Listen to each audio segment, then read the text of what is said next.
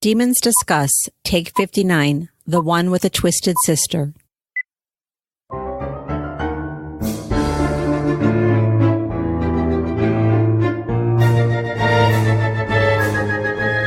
Welcome to Demons Discuss, the unofficial podcast about the All Souls universe and the topics that orbit it. We are your hosts, Angela, Jean, and Valerie. I'm Valerie. With me is Angela and Jean. Hello. Hello. Happy day. Yay. What are we talking about, Jean? Oh, we've got a double dose today. We're going to tackle the anomaly chapter with a letter from the Maharal, and we're going to get back to London and the court of Elizabeth I, and all kinds of interesting things going on there. Interesting. It is interesting. So here is where I'm going to tell you guys about Patreon. Guess what? We don't have ads, guys. And that's because of our Patreon members. They voluntarily help us pay for our hobby. This podcast! Yay! Woohoo! Angela, give us some reasons on why people should become patrons. Depending on how you pledge, there's a $2 level all the way up to who knows what. Valerie will think up next. there's different levels of swag and rewards, and there's a quarterly drawing. But that's not all. We also have an after show that we produce, or Valerie produces, and it's on our off weeks. So when you don't hear the public show, you can get our after show. And as you know, we always call it the white elephant of topics. You never know what you're going to get, guys. Yep. Oh, I should tell people about our special offer. Please do. We do have a special offer coming on. So if you join now, it should be going on now. I don't know. We're time walkers. It should be going on now. If you join now, you will get, no matter what level you join at, you will get 3 extra items. Doesn't matter if you're on the low end, the high end, whatever. We've got a couple of magnets that I'm going to throw into your package and a button. So there's all kinds of ways you can show your patron pride. Yay! Yay. Love that. So that's happening. And that's it. So if you're interested in joining, go to patreon.com/demonsdiscuss. And I'm happy to report we have discusser emails this time. Yay! Yay! Yay! So who wants to start with their discusser emails? I have one from Kayla P. Yay, Kayla. Yay, Kayla. She says, Dear fabulous demons, none of the evil that Knox does not really surprise me because that just seems to be how he is. Although I don't really understand why he thought it was better, not sure if that's a word, to leave poor Pavel as a vegetable rather than just kill him. I would rather be him dead than a vegetable personally. I do wonder if Knox is working for or knows Benjamin by this point. He just may not know him by the last name or know that he's Matthew's son. When Diana encountered Kit at this point, my first thought was that Kit was trying to be nicer to her because he realized she was not going anywhere. That thought quickly turned into, oh no, this is not good. She is somewhere with no other people around and he's trying to distract her. This is not going to end well for anyone. Once Diana met Louisa and realized she had blood rage and was high as a kite, I thought she was going to have to think fast and use Philippe's advice a lot. I can't wait to see how this scene looks in the show. Something else I noticed while I was rereading is that when I hear the characters' voices in my head, I'm hearing Matthew as Matthew Good's voice. It made me laugh when I realized that. I also realized while writing this that it has been a year this week that I was reading Shadow of Night. It boggles my mind. It has been a year. I even remember the part of the book I was on. It was on the Wedding at Set tour. Kayla. Oh, Yay. Kayla, Yeah. that's great. Who do you have, Jean? I have a new discusser, Michelle G. Yay, Michelle. Greetings, demons. My first time emailing. Just caught up with all the podcasts from the beginning. I found y'all through being a fan of the show, but have now read the trilogy twice. We'll be starting Times Convert very soon. Love you guys and look forward to listening to you all for a long time. Oh, good. Oh, thank you. Now, in regards to Season 2 casting, Gallowglass/Stephen Cree. I am an Outlander book and show fan. His character on Outlander, Ian Murray, is really, to me, not like Gallowglass. In Outlander, he's the one-legged brother-in-law to the male lead in Outlander. While the fact that he is on Outlander will probably bring some Outlander fans over to watch 8 Out, I think he will pull off Gallowglass wonderfully. I attached some pics from interest just for fun. Talk to you soon, Michelle. I love that. Here's some eye candy. I'll put links to those in the show notes. My discusser email is from our darling Wendy. Yay! OG Wendy. OG Wendy, yep. She says, good morning, Lady Demons. Happy Canadian Thanksgiving weekend. And look at me getting an email back to you almost on time. Well, Wendy, let me tell you, we're recording on Saturday, not Friday. So, hey, you wound up on time. Look at that. Magic. Yay! I'm going to break this one into a few topics, and feel free to read or dump as much or as little as you like. She tells us about her listening experience with Cardiff and Oxford Busted, and she thanks us for the shout out, and she's glad we enjoyed the workshop. And she said, having your friendly faces in the first row, the first session was awesome and exactly what I needed to be a bit more comfortable leading a workshop for the first time. So yay, I'm glad we could help you. To the business with this email, Peter in the present day Flash.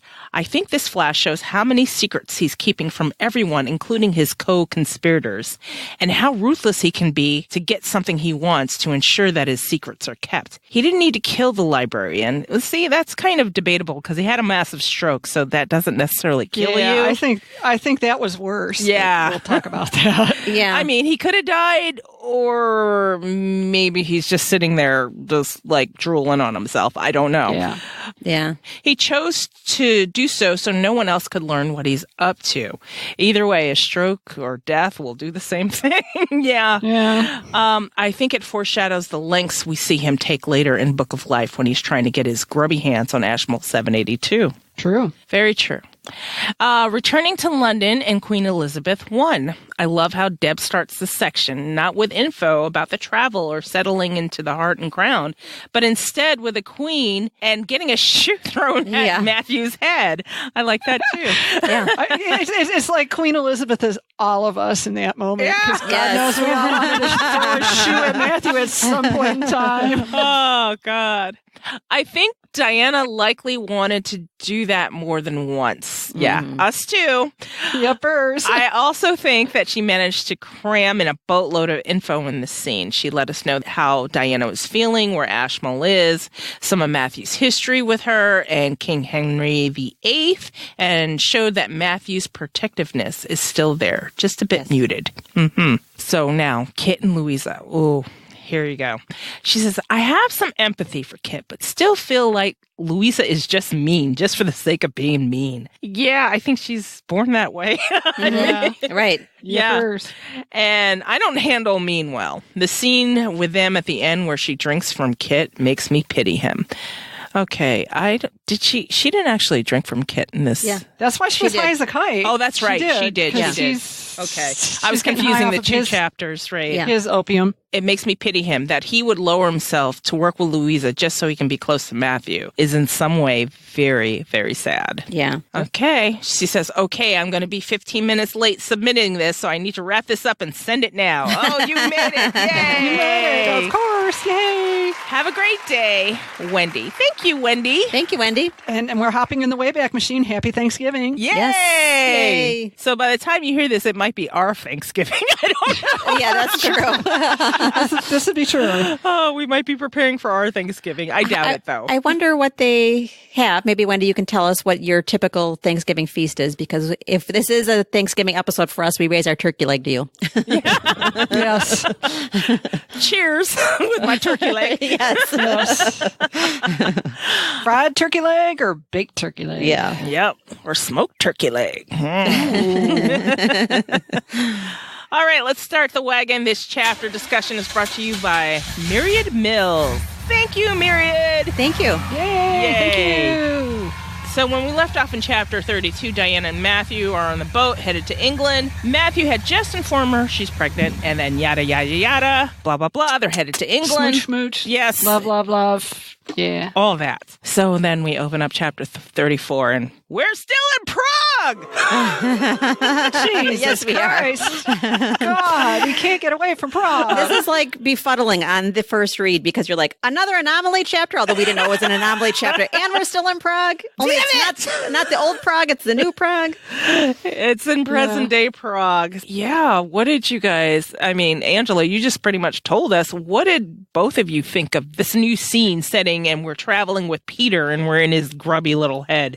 And then it's like, communist Prague, not so communist Prague, and then you've got another librarian. Yeah. Only this time Peter got his claws into him as opposed to Rima, who kind of dodged the bullet with Gerbert. Yeah. And it's stuck in time Prague too. Yeah, it's kind of bookendy, kind of like the archive was stuck in time. And this guy is like paranoid.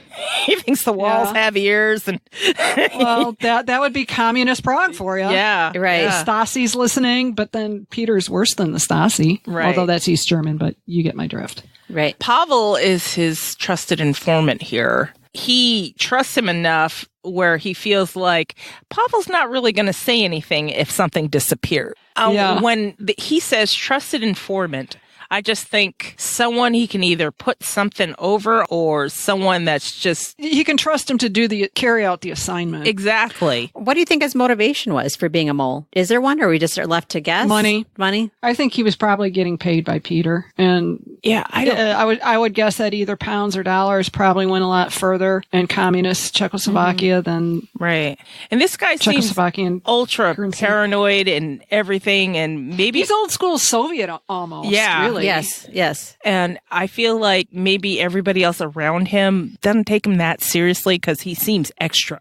Yes, and maybe the fact that... And he's hiding down in the basement. Yeah. Like the grubby part. It's not in the beautiful, what is it, the Strauhof? Yeah. Yes, Strauhof. Which is like one of those absolutely gorgeous libraries that just kept getting repeatedly posted in the best libraries of the world. Mm-hmm. It does, yeah. Yeah. And the fact that someone like Peter's stature supposedly, is showing him attention and giving him assignments, maybe he feels like... important people. Yes. Peter. So maybe that's his motivation. And since he is acting like a spy, like it's like, I'm on a mission. Yeah. Yeah. I'll play the spy music right here. Yeah. And then also it brought me back to when we were trying to guess Peter's age. Yes.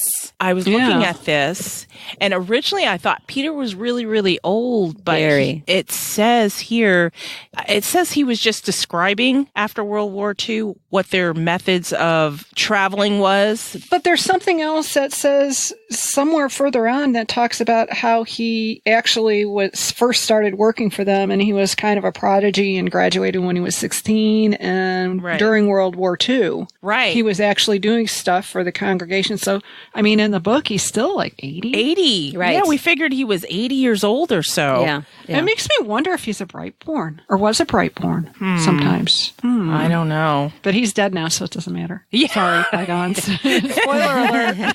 Wait, he is? Oh,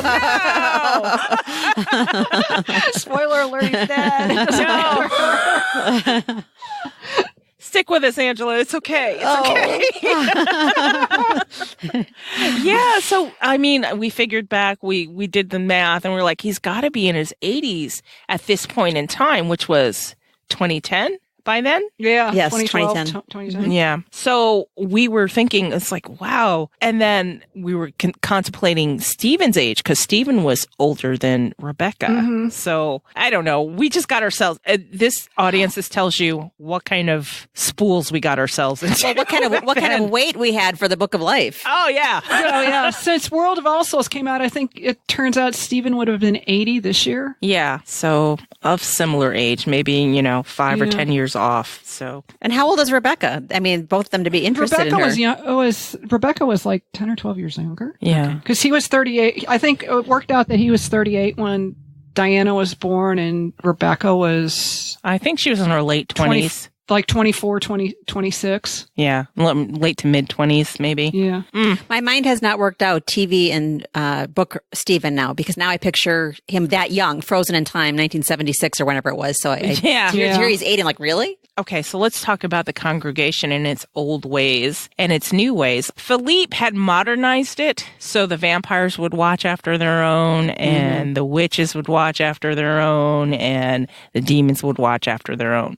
But apparently they went back to the old ways where they just broke things up in the globe. So what did you think about Peter being happy that they went back to the old ways? Well, it looked like anyone in the congregation could research anything, no matter whether it was a vampire matter or demon matter or anything. So, well, that is if they chose to put it in the archive and make it accessible. Yeah, Right, true. That's true. That's a big if. But he was happy to have the biggest thorn out of his side, which is Philippe. Yeah. Yeah. Which makes me wonder. I mean, on this read, it makes me wonder. Yeah, I mean, here's a strange thing. How could Philippe be that big of a thorn in his side if Philippe died in 1945? Just his ways. I mean, he seemed happy that his ways were abandoned. Changed. Yes, abandoned. I have the feeling he ran that place and everybody deferred to him versus Peter Knox wanted full control, I'm sure, like Gerbert. And even in the TV show, it's always in the congregation meetings that it always seems to be the congregation versus the de Clermont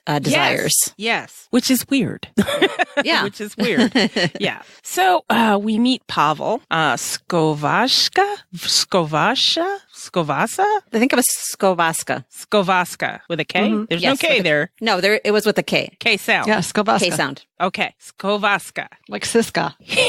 He was brown all over, like fox paper, wore a pair of communist-era glasses that he refused to replace, though it was unclear whether his reluctance was for historical or sentimental reasons. Usually the two men met in the monastery brewery, but this time, Pavel had found something important, girl. Found something. And he's feeling important. Uh-oh. It's a letter in Hebrew. Oh my God. So Knox is like, why are you whispering, Pavel? What's up? You know? And the only problem with Skovaska is that he liked to think of himself as a spy hewn from the old Cold War. So there you go. As a result, Badenoff with no Natasha Fatah. As a result, he was a tad paranoid. So he's all like, because I took the book apart to get it. Someone hid it underneath the end papers of a copy of Johannes Rücklund's De Arte Kabbalistica? So the Kabbalah, I'm thinking, right? Yeah. Yes. Is that what that is? The Art of the Kabbalah. Yes, okay. And he's excited. He's like, you must come. You must come at once. It mentions alchemy, that Englishman who worked for Rudolph. It may be important. Oh my God. He's looking around. Oh, so Peter gets there and he's like, dude, is there somewhere more comfortable for us to conduct business? And he's like, the walls have ears and the floors has eyes. And I'm like, but there's a great monastery brewery upstairs. I'd rather do that. Yeah, Right, thank yes. you. Let me get myself a beer before we deal with this nonsense. But that weird little add-in, is that goulash? Now I'm hungry. Yeah. Right? I am too. Yeah, it's like goulash. I haven't had goulash in a good long while. Oh, wow. So Knox just wants to get to the bottom of this. He's like, and the book. Pavel turns and he's surprised at his tone. He's like, yes, of course, the book too. And he goes, that isn't on the art of Kabbalah, Knox said when Skovaska returned, growing more irritated with each passing moment. The book was slim and elegant. This monstrosity had to be nearly 800 pages long. When it hit the table, the impact reverberated across the top and down the metal legs. And Pavel's like, not exactly. It's, God, all these words in Latin. De Arcanis Catholicae Veritatis, I think. But the Rücklund is in it. A cavalier approach to precise bibliographic details was one of Knox's bêtes noires. Bête noir. What is it? It pisses him off. Okay. Thank Pet you. peeve. How's that? I like that. How do we pronounce that? De Arcanis Catholicae Veritatis. Veritatis, thank you. So the title page has inscriptions in Hebrew, Latin, and French. And then Pavel flung open, I'm going to call him Pavel because his last name is just killing me. Yeah. Pavel flung open the covers, and since there was nothing to support the spine of the large tome, Knox was not surprised to hear an ominous crack. He looked at Pavel in alarm. Don't worry, the conservationist reassured him. It isn't cataloged. I only discovered it because it was shelved next to our other copy, which is due to go out for rebinding. It probably came here by mistake when our books were returned in 1989. Huh. Yeah, 1989 was when the Spring Revolution, and not the Spring Revolution, but when communism fell Yeah. in Czechoslovakia. And I think a lot of the vintage books were returned from Soviet archives. Right. You could once again learn Yeah. and research. And do shit. Basically. Do cool shit. Yep. Yeah. Do cool shit with people who don't suck. Yeah. That is the demon motto. Do cool shit with people who don't suck. Okay, so Knox dutifully examined the title page and its inscriptions, and he's reading. Essentially, it says, Benjamin shall raven as a wolf. In the morning he shall devour the prey, and at night he shall divide the spoil. So he couldn't imagine what these verses had to do with De Arcanis. Yeah. I don't know either. Us either back then. So it goes into the history a little bit, and basically Pavel's like, perhaps the owner's name was Benjamin? And you know, he's feeling all, look at me, I'm doing the work, I got all this shit. We're like, go on. So he looks over his shoulder and he passed Knox a file. Knox was happy to see that it was not stamped top secret in red letters. And here's the letter. I do not know Hebrew, but the name is Edwardus Kellius, and alchemia are Latin. Very good. Okay, great. Okay, so basically he could figure out Edward Kelly and alchemy got mentioned. Yep. Knox turned the page. He was dreaming. It had to be. The letter was dated from the second day of Elul, 5369, 1 September 1609 on the Christian calendar. It was signed by Yehuda ben Bezalel, a man most knew as Rabbi Judah Low. So there we go. And he's like, you know Hebrew, yes? And Knox is like, yeah. And then he's like, yes, more strongly. He stared at the letter. It seems that a Jew from Prague met Edward Kelly and was writing to a friend to tell him so. It was true in a way. Long life and peace to you, Benjamin, son of Gabriel, cherished friend, Rabbi Lowe wrote. And I'm going to go ahead and read this letter, and we shall opine on it. Okay, here we go. I received your letter from my birth city with great joy. Poznan is a better place for you than Hungary, where nothing awaits you but misery. Though I am an old man, your letter brought back clearly the strange events that occurred in the spring of 5351, when Edwardus Kellius, student of alchemy and beloved of the emperor, came to me. He raved about a man he had killed, and that the emperor's guards would soon arrest him for murder and treason. He foresaw his own death, crying out, I will fall like the angels into hell. He also spoke of this book you seek. And I'm like, It was stolen from Emperor Rudolph. And as you know, Kelly, sometimes called the Book of Creation and sometimes the Book of Life. Kelly wept, saying that the end of the world was upon us. He kept repeating omens such as, it begins with absence and desire, it begins with blood and fear, it begins with the discovery of witches, and so forth. As one does, and so forth. Right. That's one of my favorite add-ons, by the way. Yes. As one does. Yeah. In his madness, Kelly had removed 3 pages from this Book of Life, even before it was taken from the emperor. He gave 1 leaf to me. Kelly would not tell me who he'd given the other books, speaking in riddles about the angel of death and the angel of life. Alas, I do not know the book's present whereabouts. I no longer have a leaf from it, having given it to Abraham ben Elijah for safekeeping.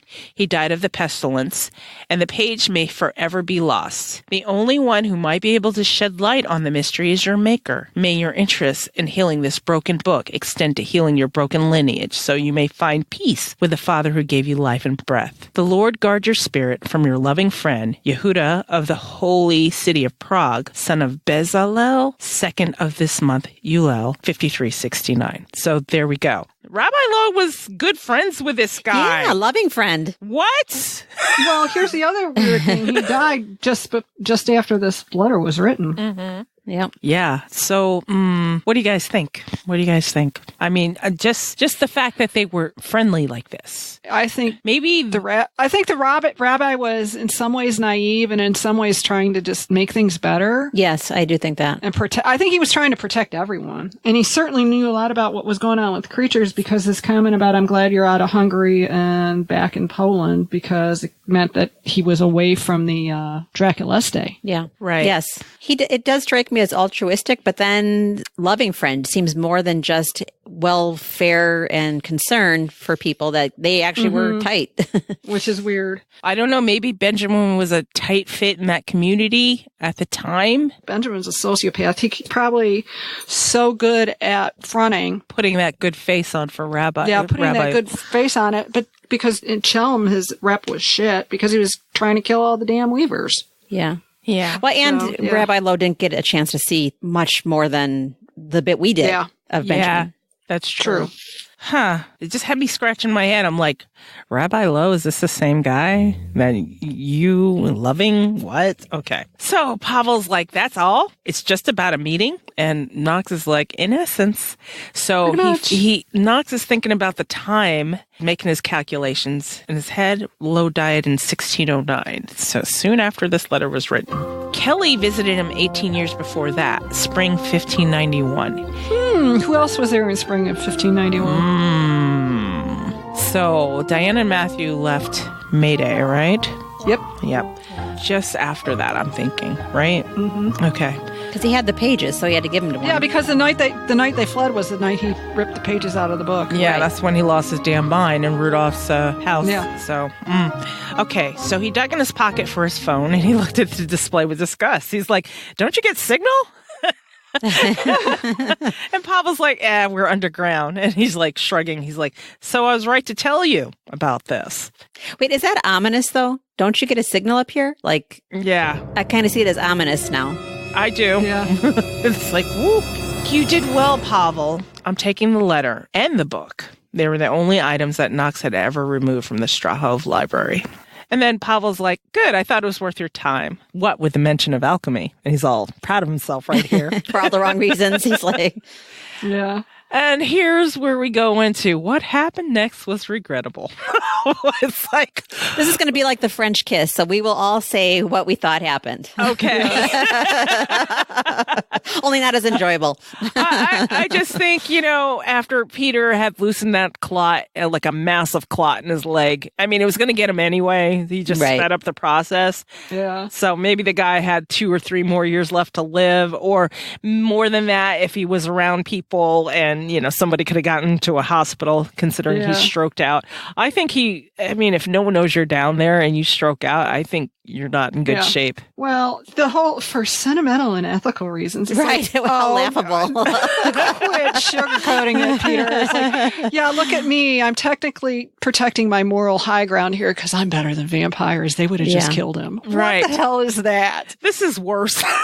I'm not saying his motivations or his actions are justifiable, but I always believe that he thinks they are. Oh, he is so wrapped up in his truth. He's totally on board with his methods. Yeah. I mean, he's like, he can sleep at night knowing, hey, at least I didn't, fucking leave him on somebody's doorstep. His fervor keeps him warm at night. Yeah.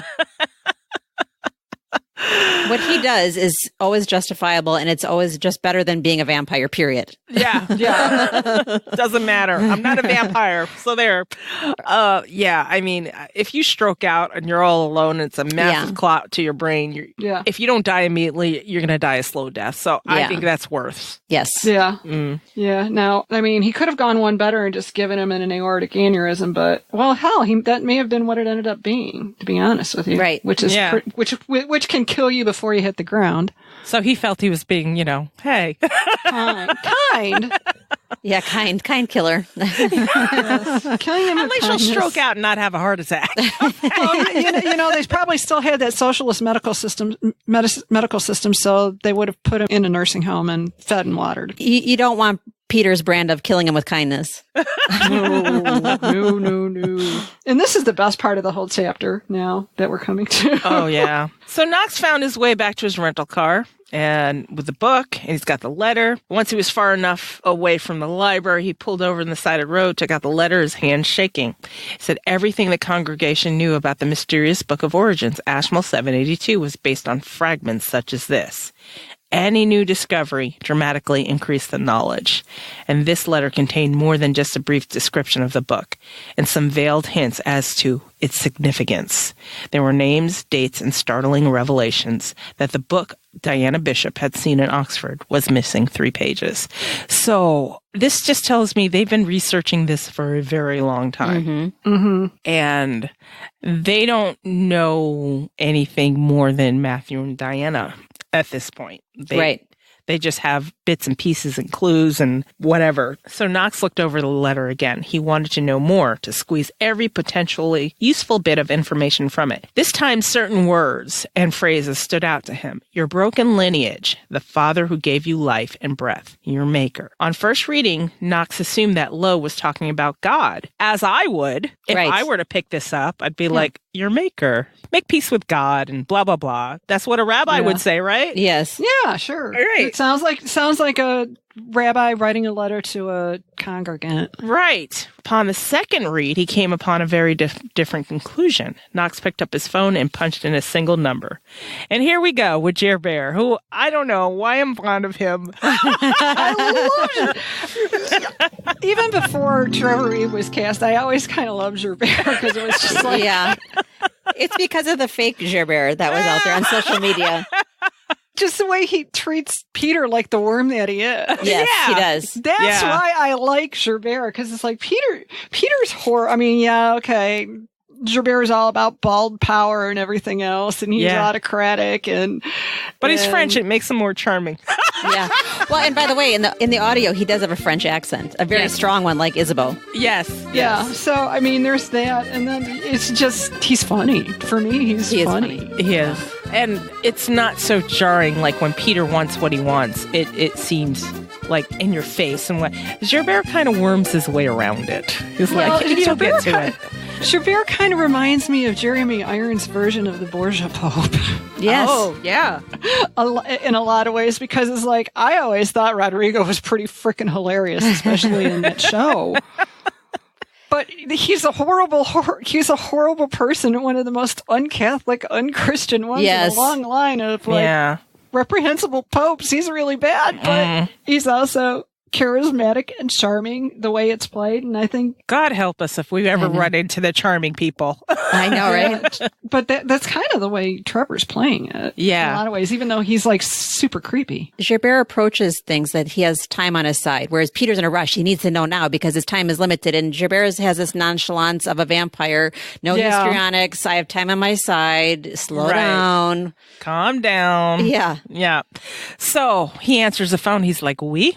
And Peter right away. "Who is Benjamin Ben Gabriel?" Knox demanded. There was a moment of complete silence. And here we go with the chill the fuck out, dude. Right. You know? Yeah.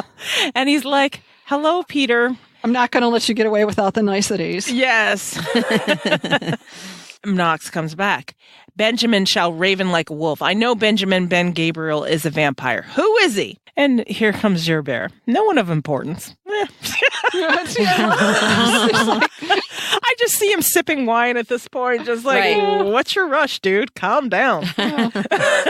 Why should I tell you? Right. And then he goes back. "Do you know what happened in Prague in 1591? Knox asks tightly. Just the way he's described here, you just want to smack Knox. Right. I just want to hang out with Gerbert, you know, because he's the cool one. He's laid back. "A great many things. You cannot expect me to rehearse every event for you like a grammar school history teacher." Oh. Yeah, that was kind of a fuck you. Yeah. Knox heard a faint tremble in Gerbert's voice, something that someone who knew the man would catch. Gerbert, the venerable vampire who was never at a loss for words, was nervous. Dr. D's assistant, Edward Kelly, was in the city in 1591. He goes, "We've been over this before. It's true the congregation once believed that Ashmole 782 may have been in Dee's library, but I met with Edward Kelly in Prague when those suspicions first surfaced in the spring of 1586. Dr. D had a book full of pictures. It wasn't ours. Since then, we've tracked down every item from Dee's library just to be sure. Elias Ashmole didn't come into possession of the manuscript through D or Kelly." Knox, "You're wrong. Kelly had the book in May 1591. Knox paused. "And he took it apart. The book Diana Bishop saw in Oxford was missing 3 pages. And then Gerbert's like, "What do you know, Peter?" And then Knox is like, "What do you know, Gerbert?" Yeah, they only know little bits and pieces. Like us as the reader, we know, yes, Kelly had it. We know that Diana and Matthew took it. We know that the pages were missing, but they can't put that all together. Yeah, no, they only have little pieces of the puzzle. Peter has some. Gerbert has some, but they can't see the full picture here. And we're starting to see it. So it's good. Gerbert reluctantly says, "Benjamin Ben Gabriel is Matthew Clairmont's son." "His son?" Gerbert is like, "Yes, but Benjamin disowned his bloodline. It is not something that a vampire does lightly. For the rest of his family is likely to kill him to protect their secrets. Matthew forbade any de Clermont to take his son's life, and no one has caught a glimpse of Benjamin since the 19th century when he disappeared in Jerusalem." So this makes me want to punch Matthew again. Why? Because it's what we do best. Why wouldn't you take him out? But, Matthew was all about the torture. He wanted him to live with the life as a vampire. He wanted him to live with it. So, and of course he underestimated him. Yeah. Yeah, he didn't. But he feels like everyone lives like him. Like they're going to atone. They're going to feel bad. They're going to live in this hell, the self-imposed hell over and over. And then no one does that except for Matthew. Lesson. Yeah. Yeah. No, Matthew, that's just you. Right. So Knox is just like feeling like, what the fuck? This is crazy. Knox is like, we're going to have to find him. Because according to this letter, Edward Kelly scattered 3 pages. He gave one to Rabbi Lowe, who passed it on to someone called Abraham ben Elijah of Kelm. Abraham ben Elijah was once known as a very powerful witch. This is Gerbert now. Do you creatures know anything about your own history? And I feel like he's filing his nails right now. Yes. With a little headset on. Yeah. So Knox comes back. We know not to trust vampires. I've always dismissed that prejudice as histrionics, not history. But now I'm not so sure. Lowell told Benjamin to ask his father for help. I know that the de Clermonts were hiding something. We have to find Benjamin de Clermont and make him tell us what he and his father know about Ashmole 72. See, and that's just Peter's tactic. We have to make him tell us. Yeah. Yeah, because, he's got so much gravitas that Matthew will just go, sure, I'll let you know. You want Right. everything? And let me open up the vault. You can have it all. What? Okay, so here's Gerbert. He says, Benjamin de Clermont is a volatile young man. He was afflicted with the same illness that plagued Matthew's sister, Louisa. The vampires called it blood rage. This is Peter thinking to himself. And the congregation wondered if the disease was not somehow related to this new illness. Spoiler alert. Afflicting vampires. The one that was resulting in so many warm-blooded deaths after failed attempts to make new vampires. He says, if there are really 3 lost sheets from Ashmole 782, we will find them without his help. It will be better that way. See, I missed that little clue the first time. I mean, I can only put it together now knowing all 3 books, but them talking about blood rage, the new illness, well, not that it was new, but the one that made it impossible for them to make new vampires. And so Peter had said before it was murders or whatever it was. And this is the first time we're knowing that they don't know Matthew has it. Right. Yeah, Peter was also saying it was murder. They were, playing along with the murder thing, and probably because vampires didn't necessarily share that, they were thinking along the lines of they were failed sires. Yeah. Right. So Gerbert's like, I imagine him still with his nail file. I suppose you'll be wanting to time walk to Rudolphine, Prague now to look for Edward Kelly. Well, and I know when we were in the wait, we wrung our hands over this too. Like, can Peter time walk or can he time walk? But I don't think he can. No, I don't either. Yeah. He wouldn't even have been on this call with Gerbert had he could. No, he would have just gone. Yeah. I need 3 items. I gotta go. Yeah. See, yeah. It's like, and I just love the eye roll. It's like witches could be so impulsive. Right. Yeah. Oh, that was just so perfect. So here comes Peter. And then I'm like, oh, God, when I read this, I was like, first read. On the contrary, I'm going to Septour. Oh, geez. Dumbass. I was like, this is just not going to end well for anybody. Not well thought out. And Gerbert's still not taking him seriously. He's like, he snorted. Right. Peter's even more reactionary than Matthew is, if that's possible. Yeah. And impatient, and he just wants...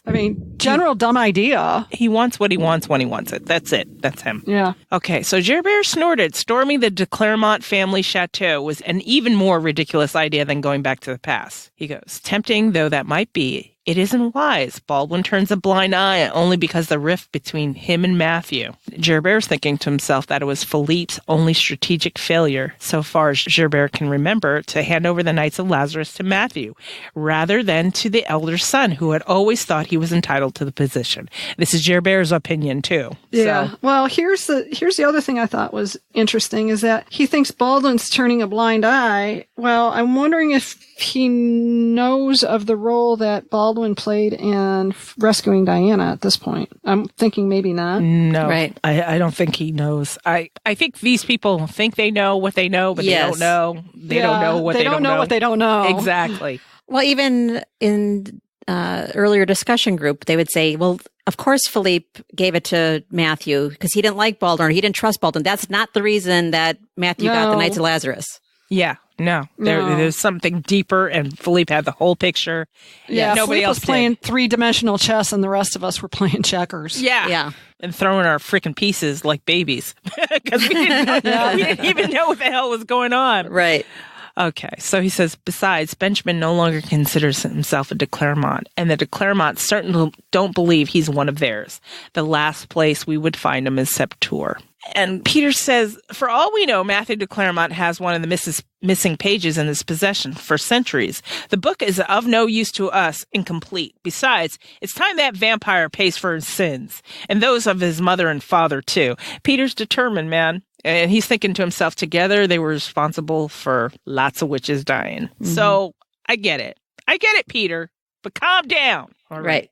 And he's also thinking, let the vampires worry about placating Baldwin. So he's kind of picky and choosy how he's going to divvy up the worrying. He's like, okay, so we should all worry about these things, but you worry about calming your people down. It's like he had justice on his side the way he thought. Yeah, deluded. Yep. So Gerbert's like thinking to himself, and this is my exposition. I feel like he was like, while he's at it, he might as well, If he wants to do me a favor, he may as well, but I really don't want my fingerprints all over this bullshit. Exactly. He's like, don't forget the sins of his lover. His voice vicious. I miss my Juliet. That was a shudder moment on this read because I'm like, I thought of Gerbert, the TV Gerbert, and the TV Juliet. And I'm like, oh my God. Yeah. That's so creepy. Diana Bishop owes me a life for the life. So, if you can handle that while you're there, cool. Yeah, if you can take care of that little matter too, I'd really be appreciative. Right. Thank you in advance.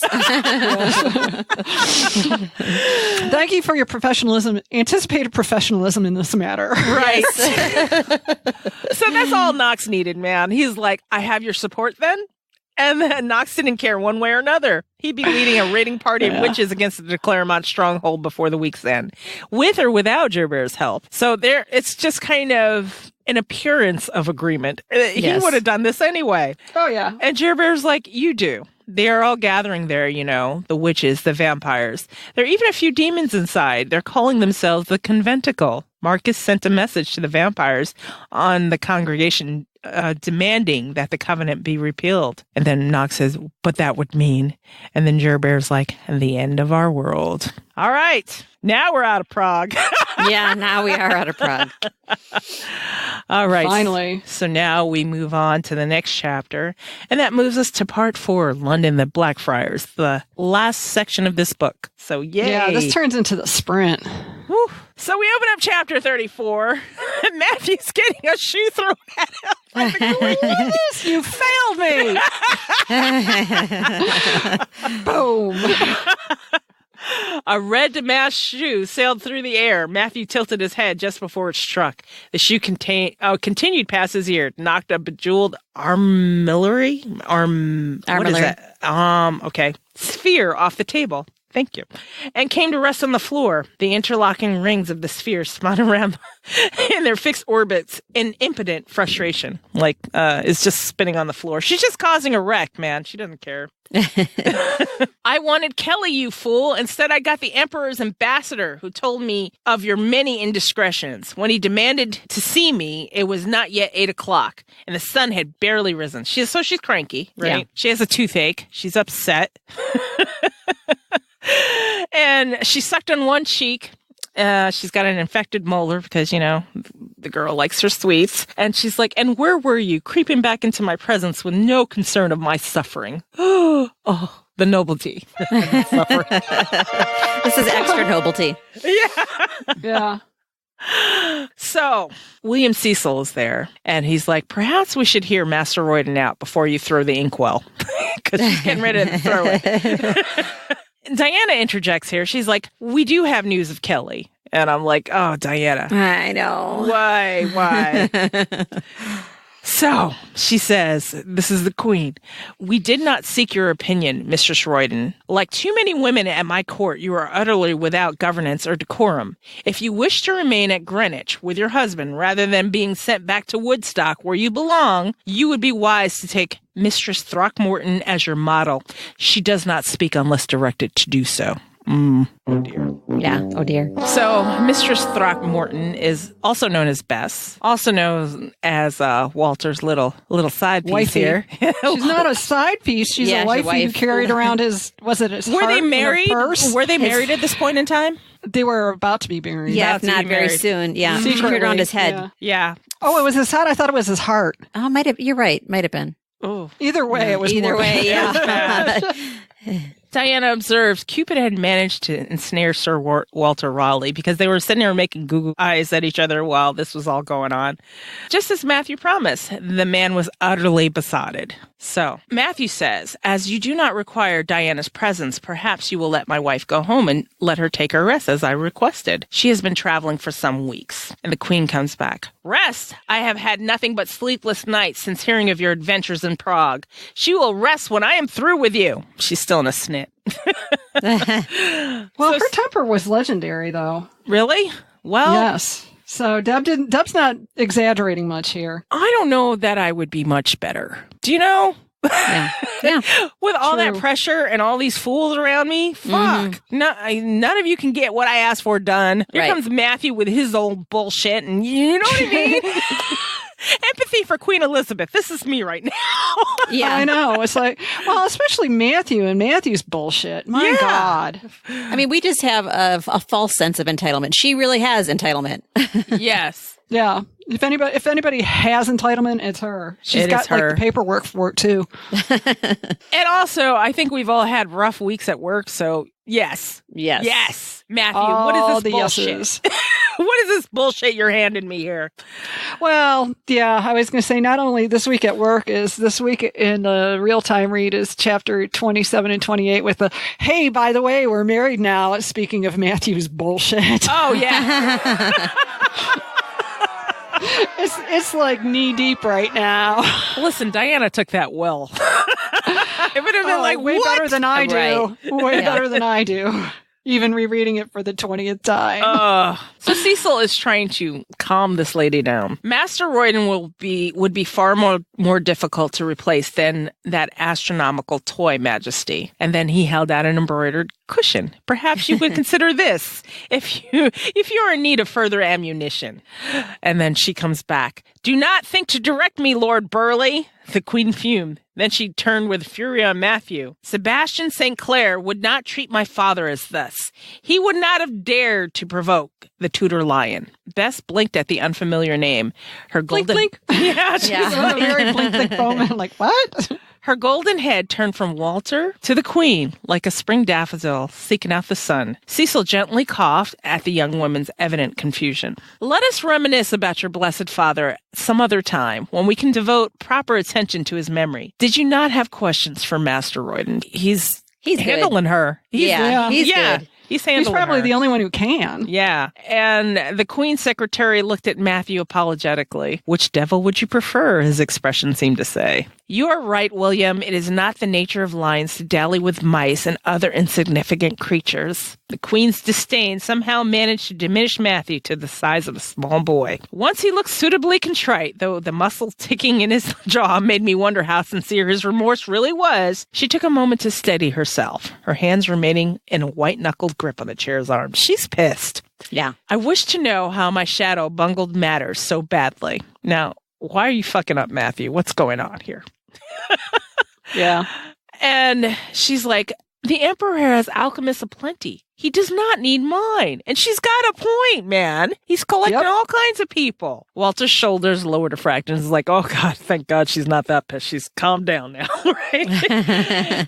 Edward Kelly cannot be plucked from the emperor's court like a stray weed, no matter how many roses grow there, Matthew said. Rudolph values him too highly. This is like tennis, though, at this point. I'm like, good one, Elizabeth. Good one, Matthew. Good Yeah, one. very nice. She's assuming that Kelly has finally made the Philosopher's Stone, and now Rudolph has it. And, okay. And she's pissed. She's like, no, it's not fair. I want it. And Matthew's like, no, he hasn't succeeded, and that's the heart of the matter. So long as Kelly promises more than he's able to produce, Rudolph will never part with him. The emperor behaves like an inexperienced youth rather than a seasoned monarch, fascinated by what he cannot have. His Majesty loves the chase. evident Diana, Yeah, there you Right. go. It fills his days and occupies his dreams, Matthew said impassively. The new French ambassador writes me that Kelly has turned copper into gold, and this is the Queen. Philippe de Mornay is no more trustworthy than your former ambassador, who I recall attempted to assassinate you. And this is Matthew coming back. Like you said, a tennis match. Yeah. This time, though, he was a calming presence in Elizabeth's early life, too. But this time he has the luxury of history, and he knows how the story ends. He's seen that movie. Yes. All the way through the end. Movie ends. And so the Queen says, "Are you baiting me, Master Royden?" And then Matthew says, "I would never bait a lion, or even a lion's cub." Walter closes his eyes I'm no dummy. Walter's like freaking out. He's like, oh shit, here we go. It's going to be bad. I was badly scarred after one such encounter and have no desire to mar my beauty further for fear that you can no longer abide the sight of me. Okay, so there was shocked silence, broken at last by an unladylike bellow of laughter. Walter's eyes popped open. Walter's like, oh, really? He lived after that? Okay. Yeah. So Elizabeth is like reminiscing. She's like, you got what you deserve, sneaking up on a young maid when she was sewing. I love this story. This is when I thought she's had a serious crush on him. And this is when the did they or didn't they came up in my head again. But this is me. This is me, audience. There are other people who I think Gene and Angela, you guys don't think they hooked up. No. No, she was too in love with Dudley. Oh, okay. See, you guys have history on your side. I like to make up the story that they got together and she's been pining this whole time. But I still love the 9-year-old stabbing him with the scissors that we're talking about right here. Yeah. Well, and I just think that from here on out, starting with Philippe de Mornay, that it just shows what a survivor she is, all that she's been through, and she has thought and stayed alive. I mean, if you're on that edge to be sewing and want to stab someone to death because they snuck up on you. Well, as a 9-year-old, it's like the she had to survival worry instinct. about her life. Yeah. And you wonder if, as a child, she somehow met Philippe before she got pissed at him. Right. I still want to know why he couldn't come to England. Deb, tell us someday, please. Serpent's mirror, babe. Give up the goods. So Diana is noticing Elizabeth's tone and how it changed. She shook her head slightly and making sure she wasn't hearing things like, whoa, like, what went on here? And then I was like, whoa, what went on here too? Matthew says, I shall keep that in mind, Majesty, should I happen upon another young lioness with a sharp pair of shears. And Walter and I, this is Diana, Walter and I were now as confused as Bess. Only Matthew, Elizabeth, and Cecil seemed to understand what was being said and what was not. And Elizabeth says, even then you were my shadow. I'm like, oh, shit. This is me, everybody. I took it as protector, though. Yeah. Yeah. Okay. You have always been a presence in my life. Right. Is how I took it. Okay. See, usually it's me making that assumption. I know. That's why it's like the shoe on the other foot. And I'm like, wow, this is kind of cool. Me, I'm like, they totally did it. I didn't jump to the sex conclusion for a change. Yeah. Only because they introduced the age of 9. I'm like, please. Yeah, you know, I know. if that's that would be weird. He knew her So since much birth. icky. Yeah. And maybe that's just me projecting. Like, please, Matthew, I hope that wasn't the case. Come on. Ew. Then again, it didn't happen because I didn't want it to happen. There you go. So, It's all, I mean, mileage may vary. However you read this, audience, just, take it in. Yes. Make the story up in your head. This is what novels are for. There you go. Unless it's something that's true fact and black and white, says this here, this is what happened. The rest is kind of left to interpretation. Yeah. In my head's kind of messed up. Anyway. Okay, so she blinked and all of a sudden she was an aging, tired monarch once again. And she's like, leave us. And Bess is like, Your Majesty? And she's like, I wish to speak to Master Royden privately. I don't suppose he'll permit his loose-tongued wife out of his sight, so she may stay too. Wait for me in the privy chambers, Walter. Take Bess with you. We shall join you presently. But, Bess protested. She looked around nervously. Staying near the Queen was her job, and without protocol to guide her, she was at sea. You shall have to help me instead, Mistress Throckmorton. Cecil took several painful steps away from the Queen and aided by his heavy stick. As he passed by Matthew, Cecil gave him a hard look. We will leave Master Royden to see to Her Majesty's welfare. And then the Queen waved the grooms out of the room, and then the three of them were alone. And this kind of scared me. I was like, shit, here we go. So Elizabeth said with a groan, "Jesus, my head feels like a rotten apple about to split. Could you have not chosen a more opportune time to cause a diplomatic incident?" And then I thought, oh, that shit was all for show. I bought it. Yeah. I was like, oh, now she could be like, all right, here's what's really going down. So Matthew requested to examine her. She goes, "You think to provide me care that my surgeon cannot, Master Royden?" The Queen with weary hope. "I believe I can spare you some pain if God wills it. Even unto his death, my father spoke of you with longing." Elizabeth's hands twitched against the fold of her skirts. "He likened you to a tonic whose benefits he had failed to appreciate." "How so?" "He said you can rid him of an evil humor faster than any man he had ever known, though, like most physic, you could be difficult to swallow." Elizabeth smiled at Matthew's booming laughter. Aw, they're having a moment. Yeah, they are. Tender moment. "He was great and a terrible man, and a fool." And then Matthew said, "All men are fools, Your Majesty. No, let us speak plainly to each other again, as though I were not the Queen of England and you were not aware. Okay, everything on the table, here we go." And Matthew's like, "Let me look at your tooth, dude." I thought this was like a total hygienist moment, though. Let's have a conversation while my hands are in your mouth. Yeah, of course. How are you doing? How are the kids? Yeah. Good. Read any good books lately? There's one book I read. We've all had that experience. You know it. Yes. Why do they want to get chatty with their hands in your mouth? Yeah. And then they can understand you, and you can barely understand yourself. I know, That's it's a real right. It's a miracle. language within itself, I guess, that you're understanding that. Is there a class at hygienist school? I've always wondered.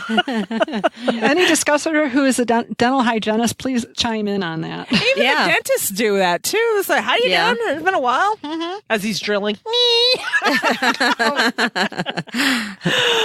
Yeah, I just went to the dentist this week. It was not good. Well, mine's next month. Oh, dear. Okay, so once an invitation to share intimacies with me would have been sufficient inducement, and you would have not had to attach further conditions to my proposal. Elizabeth sighed. "I am losing more than my teeth." "Very well, Master Royden." She opened her mouth obediently. She's a really demanding flirt. I know. Okay, so Diana's like, "Even though I was a few feet away, I can smell the decay." Ah! No, come on. Listerine, girl. What are you doing? It's like old dog breath. Matthew took her head in his hands so that he could see the problem more clearly. He says, "It's a miracle you have any teeth at all." So apparently she's not been taking care of her teeth. She turned pink with irritation and struggled to reply. And she's like, "Ah!" Well, here's the thing, though. Refined sugar, I think, had just basically been introduced. Oh. Which is probably and since she partook of so many of the candied violets, it's like, I think that's when they were first experiences with tooth decay, too. She's like, "These are delicious."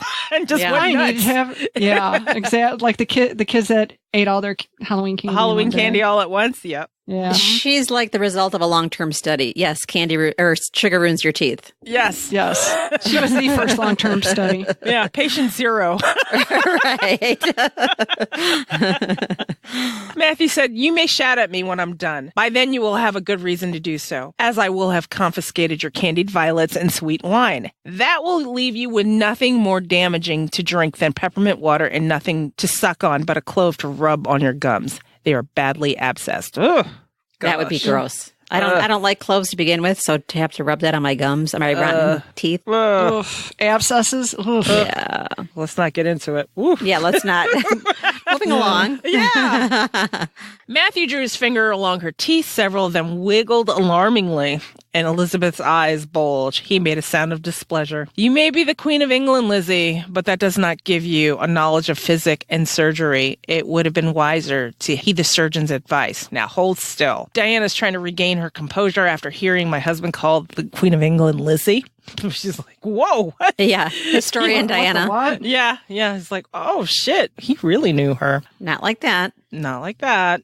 Well, says you. Right, says me. So Matthew poked his finger against his tooth, rubbed against his tooth, and then it drew a bead of blood. And we all know that the blood numbs the skin. So he was helping her out by numbing her skin with some blood, which is, gross in itself, but whatever, it's helping her. Right. He was careful. The queen winced, and then her shoulders lowered in relief. Like, oh, thank God, like Ambisol back then. Yes. Yes. And she's like, thank you.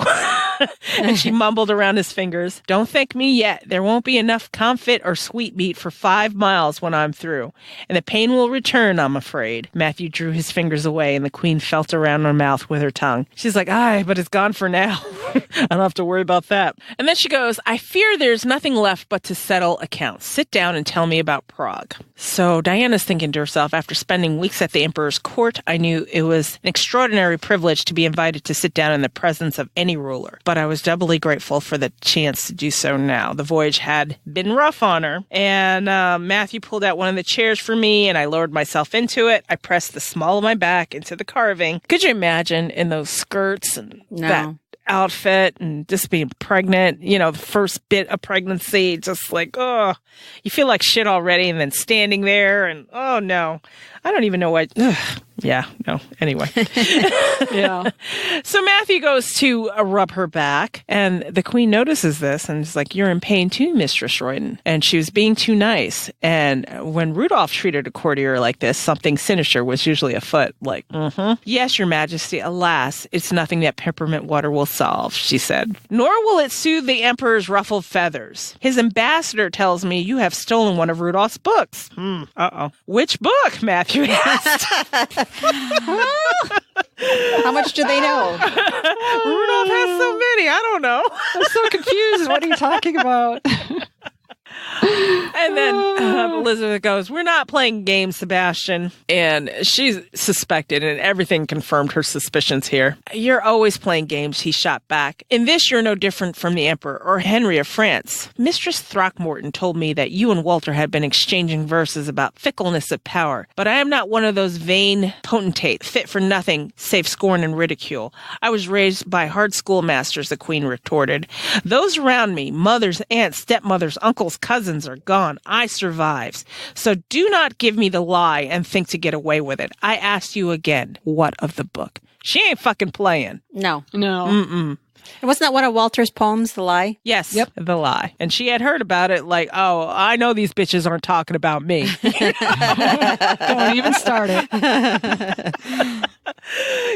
When you come upon some shit and you find out people have been talking about you behind your back, you're like, oh, really? Oh, okay.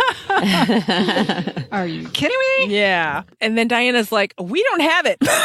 She's ready to give the lie already. We don't have It's it. not, well, no, but keep going.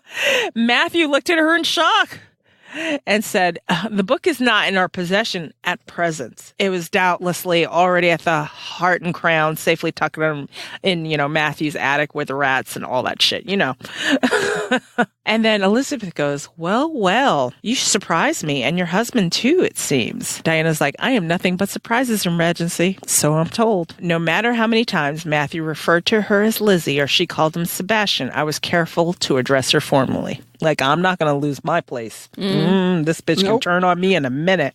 So, Elizabeth goes, well, the emperor seems to be in the grip of some illusion then. How do you account for it? Like, okay, so the emperor's bitching. So how are we going to make this right with him? Matthew goes, there's nothing more remarkable about that. I fear the madness that has afflicted his family is now touching Rudolph. He's just crazy. Whatever. Sweep him under the rug. He's crazy. Look over there. Well, but then he does give her a tidbit about Matthias taking over, which does come to pass. Yeah. Mm-hmm. Yeah. And hey, he's a little paranoid. He's worried about shit. He's got too much shit going on. He's a hoarder. Did you know that? All shit. Yeah. Right. All kinds of shit's wrong with And by the way, the Philosopher's Stone is fake. Yeah. Yeah. Never going to happen. Literally. I mean, seriously. Shh. But, you can pretend it's real, but it's really not. Yeah. No wonder the emperor is so eager to keep Kelly. The Philosopher's Stone will cure him and make the issue of his successor moot. cute. And he will live on forever without fear. And then Matthew's like, come on, Lizzie, you know better than that. Kelly cannot make the stone. He can't save you or anyone else. Even the queens and emperors must one day die. And she's like, but I don't want to. Yeah. Don't confront me with my mortality. You're pissing me off. But that kind of was her attitude. She never wanted to deal with the fact that she had to determine her succession and didn't want to ever face the fact that she was getting older. That's true. Well, it's like I'm having to give up rule of England. She's just now got it how she wants it, and shit's. You know what I mean? It's like anything. It's like I just now got you how I like when the kids move out. You're just now acting right. Now I got to give you up to the world. Jesus. I don't get to enjoy any of the fruits of my labor. What the fuck is this all about? So she goes, we're friends, Sebastians, but don't forget yourself. Matthew says, when you were 7 and asked me if your father planned to kill his new wife, I told you the truth. I was honest with you then, and I will be honest with you now, however much it angers you. Nothing will bring back your youth, Lizzie, or resurrect those you have lost. Nothing? Elizabeth said, I see no lines of gray hairs on you. You look exactly like you did 50 years ago at Hampton Court when I took my shears to you. If you're asking me to use my blood to make you aware, Your Majesty, the answer must be no. I wonder why she was concerned about her father killing Catherine Howard. I don't know. Yeah, I mean, it just jumped out at me right now. Why would she care? Well, other than the fact that her father killed her mother. I mean, when you're a kid, you ask all kinds of questions, though. Yeah, True. And I took it from the reader perspective that it was just Deb's way of demonstrating how long and enduring their relationship has been. Yeah. So Matthew goes on and he says, the covenant forbids meddling in human politics, and that certainly includes altering the English succession by placing a creature on the throne. Elizabeth just wants to know, and that would be your answer if Rudolph made this request? She's like, okay, so if Rudolph asked you, would you still say no? It's cool, right? You're not going to make anybody into a vampire? And Matthew's like, yes, that would lead to chaos and worse. Oh my God, can you imagine Rudolph for eternity? Oh my God! Onions and red wine. No, thank you. That's almost worse than the tooth decay. Yeah. Okay. So Matthew assures her, your realm is safe. The emperor is behaving like a spoiled child, denied a treat. That's all. Even now, his uncle, Philip of Spain, is building ships. He plans another invasion. And Matthew's just being calm, and it will come to nothing. And she's like, you sound so sure. He's like, I am, bitch. You're right. I have the benefit of hindsight. Yeah. And time walking. All right. So Diana observes the lion and the wolf regarded each other across the table. When at last Elizabeth was satisfied, she looked away with a sigh. Very well. You don't have the Emperor's book, and I do not have Kelly or the stone. We all must learn to live with disappointment. Still, I must give the Emperor's ambassador something to sweeten his mood. And Diana's like, what about this? And she pulled out that awful necklace that Rudolph had put on her neck. Now, imagine if she sends that back. How's Rudolph going to take that? Yeah, well, here's what I love about it. It's almost like she's digging through her little reticule, like Jack digging through his pockets. Yeah. That's the best part. I just happen to have this. No big deal. What about this? Yeah. She said, that is a bauble for a queen, not a gentleman's wife. Elizabeth reached out to touch the sparkling dragon. What did you give Rudolph that he would bestow this upon you? It is, as Matthew said, Your Majesty, the Emperor covets what he can never have. He thought this might win my affections. It did not. And perhaps Rudolph cannot bear to have others know that he let something so valuable slip away, Matthew suggested. Do you mean your wife or this jewel? My wife, Matthew said. The jewel might be useful anyway. Perhaps he meant to give the necklace to me? And then Elizabeth's like, this could work out in my favor. I get the jewel and I save face, right? And it's a perfect cover to show that she doesn't have an alliance with her spy, her shadow, because the necklace itself says that they're against the de Clermonts. Yep. The whole plan is like coming together without them actually saying it's a plan. Yes. Exactly. It's all a wink, wink, nod, nod situation here. Yeah. And Matthew's like, yeah, Diana's German's not so good, so perhaps she misunderstood what he was saying here. So when Rudolph put it over her shoulders, he might have been doing so only to better imagine how it would look on you. And she's like, oh, I doubt that. If the emperor intended to take this necklace for the Queen of England, he would have wished to give it to her with appropriate ceremony. If we give the ambassador the credit he is due, and this is Diana saying, hey, if we show it this way, she goes, there's a pretty solution. It will satisfy no one, of course, and it'll give my courtiers something to cut their teeth on until some new curiosity emerges. And she tapped the table. There's still the matter of this book. Matthew's like, would you believe me if I told you it wasn't important? And then Elizabeth's like, yeah, no. You're right. She's like, bitch, please. Yeah. And then Matthew's like, I thought not. What if the opposite, that the future may depend upon it, Matthew asks. And then she goes, that's even more far-fetched. But since I have no desire for Rudolph or any of his kin to hold the future in their grasp, I will leave the matter of returning it to you. Should it ever come into your possession again, of course, you know. If you happen to see it. Yeah, if it crosses your path again. You know. So Diana's like, thank you, Your Majesty. And she was relieved that shit's behind her. And then Elizabeth's like, I didn't do it for you. Come, Sebastian, hang the jewel around my neck, and then you can transfer yourself back into Master Royden, and we will go down to the presence of the chamber and put on a show of gratitude to amaze them all. And then Matthew did as he was bid, and his fingers lingering on the queen's shoulder longer than that was necessary. She patted his hand, and she's like, is my wig straight? Yes, Your Majesty. In truth, it was slightly askew after Matthew's administrations. Elizabeth reached up and gave her wig a tug. Teach your wife how to tell a convincing lie, Master Royden. She will need to be better schooled at the arts of deceit, or she will not survive for long in court. So basically, she's like, accepting Diana, this whole thing is resolving itself, and I'm relieved. Matthew says the world needs honesty more than it needs another courtier. Diana will remain as she is. Elizabeth's a little freaked out. A husband who values honesty in his own wife. This is the best evidence I have seen that the world is coming to an end, as Dr. D foretold. Like, okay.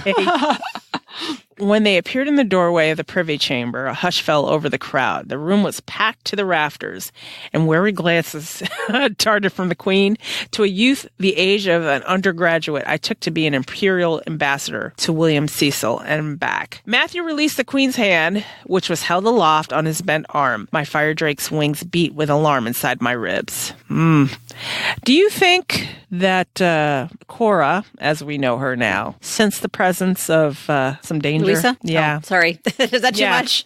No. Spoiler alert, everybody. Perhaps. Perhaps. This is the first time I'm noticing this. When I read didn't notice it at all, even on the second read, or today's read. So that's a good observation. So she put her hand on her diaphragm to soothe the beast. Here be the real dragons, she silently warned. I thank the Emperor for his gift, Your Excellency, Elizabeth said, walking straight towards the teenager with her hand extended for him to kiss. The young man stared at her blankly. Like, whoo, what? Sounds like one of your pilots. Huh? They get younger all the time, Matthew murmured as he drew next to him. That's what I say about my students, I whispered back. Who is he? Willem Slavata. You must have seen his father in Prague. She's wondering, and she studied Willem, and she tried to imagine what he might have looked like in 20 years. Was his father the round one with the dimpled chin? One of them. You've described most of Rudolph's officials. And Elizabeth is like, stop whispering, Master Royden. Her Majesty continued rattling in Latin. Jean, take this over, because what?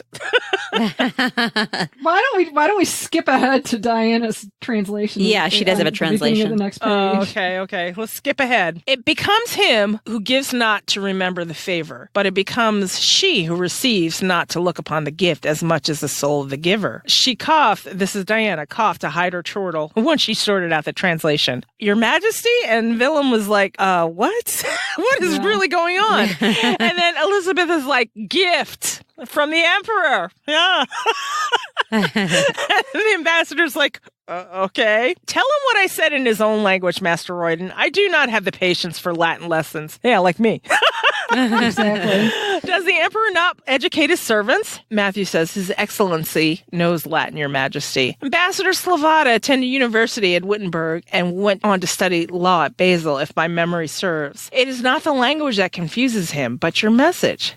Then let us be clear so that he and his master receive it, and not for my sake. And Elizabeth said darkly, proceed, with a shrug. And Matthew repeated Her Majesty's message in Latin. Sloata's like, yeah, I understood what she said, but what does she mean by this?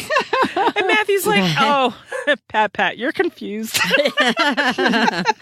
It's common among new ambassadors. Don't worry about it. Tell the queen that Rudolph is delighted to give her these jewels and we can have dinner. And then Sloata's like, can you tell her for me? He's like... Diana observes that he is completely out of his depth. I do hope you have not caused another misunderstanding between Emperor Rudolph and me, Master Royden, Elizabeth said, plainly irritated that her command of 7 languages did not extend to Czech. And then he says, His Excellency reports that the Emperor wishes Your Majesty health and happiness, and Ambassador Slovata is delighted that the necklace is where it belongs, and not missing, as the Emperor feared. So there we go. We solved all sorts of problems with that. Yeah. And all these not lies, it's like, well, it is the truth. He does wish you happiness and health, even though I don't know what the hell I'm talking about. So Slovata's like, okay, I guess that went well. I guess this went well. So delightful news, Excellency. I think you've had lessons enough for one day. Come dine with me, Cecil said. And here comes Cecil fixing shit again, steering him to a nearby table. The queen, upstage now above both her spy and her chief advisor, harumphed as she climbed in the dais, helped up the 3 low stairs by Bess and Raleigh. What happens now? The show was over and the room's occupants were displaying signs of restlessness. I wish to talk further, Master Royden, Elizabeth had called out while her cushions were being arranged. Do not go far. So that's what's now, Diana. Right. Matthew says Pierre will be in the presence chamber next door. He'll show you to my room where there's a bed and some peace and quiet. You can rest until Her Majesty frees me. It shouldn't take long. She only wants a full report on Kelly. And Matthew brought her hand to his lips and gave a formal kiss. Knowing Elizabeth's fondness for her male attendants, it could well take hours. So Diana's going to have to go to the room, but at least there's a bed. Yeah. And I'm happy. Yeah, the reader's happy here at first read. So even though she was braced for the clamor of the presence chamber, it knocked me back a step. Courtiers were not sufficiently important to warrant dining in the privy chamber, jostled me as they passed, eager to get their own dinner before food was gone. And then her stomach flipped. Venison, the smell of venison. I don't like the smell of venison, and I'm not pregnant. I don't either. Yeah. I would never get used to it, and the baby didn't like it either. Pierre and Annie were standing by the wall with the other servants. They both looked relieved as she came into view. And Pierre's like, where's my lord? Pulling Diana out of there. Waiting on the queen. I'm too tired to stand up or eat. Can you take me to Matthew's room? And then Pierre cast a worried look at the entrance of the privy chamber. Of course. So did Pierre know what was going on in there before, do you think? Probably. Yeah. He just didn't know it was going to turn bad. Spoiler alert. Oops. Dun, dun, dun. I know the way, Mistress Royden, Annie said. Newly returned from Prague and well into her second visit in the court of Elizabeth, Annie was affecting an attitude of studied nonchalance. So she's been there before. She's like, I know where I'm going. I showed her to my lord's room where you were led away to see Her Majesty, Pierre assured me. It is just downstairs below the apartments once used by the king's wife. And now used by the queen's favorite, I suppose, she said under her breath. No doubt that's where Walter was sleeping. Or not sleeping. Maybe. Yes. Sneaking out of. Yeah. Wait here for Matthew, Pierre. Annie and I can find our way. And then Pierre's like, thank you, madame. I do not like to leave him too long with the queen. And I don't blame you, Pierre. They're walking down to their rooms. Diana's complaining there must be a more direct route. And she's looking down the long flight of stairs and the great hall would be even more crowded. Annie's like, I'm sorry, mistress, but there isn't. Let's face the mob then. And then the great hall was thronged with petitioners for the queen's attention. We're kind of getting all kinds of background here. And she's feeling something. She feels the heavy gaze of humans, a few nudges from the demons, and the tingling glance of a solitary witch when the cold stare of a vampire settled on my back. She's like, she turned around in alarm and she's like, and then Annie's concerned. She's like, mistress. Her eyes scanned the crowd, but I wasn't able to locate the source. And then she's like, nothing, Annie.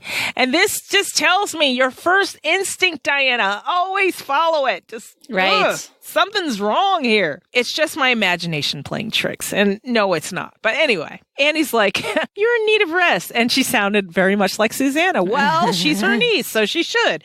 Anyway, but no rest awaited her in Matthew's spacious ground floor rooms overlooking the Queen's private gardens. Instead, I found England's premier playwright. I sent Annie to extract Jack from whatever mess he had gotten himself into.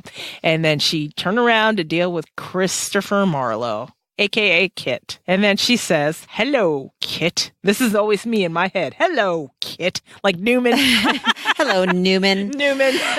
Well, and from here on out, the narrator has just handed Diana an imaginary shovel that she's going to start using to dig herself deeper and deeper. Yeah.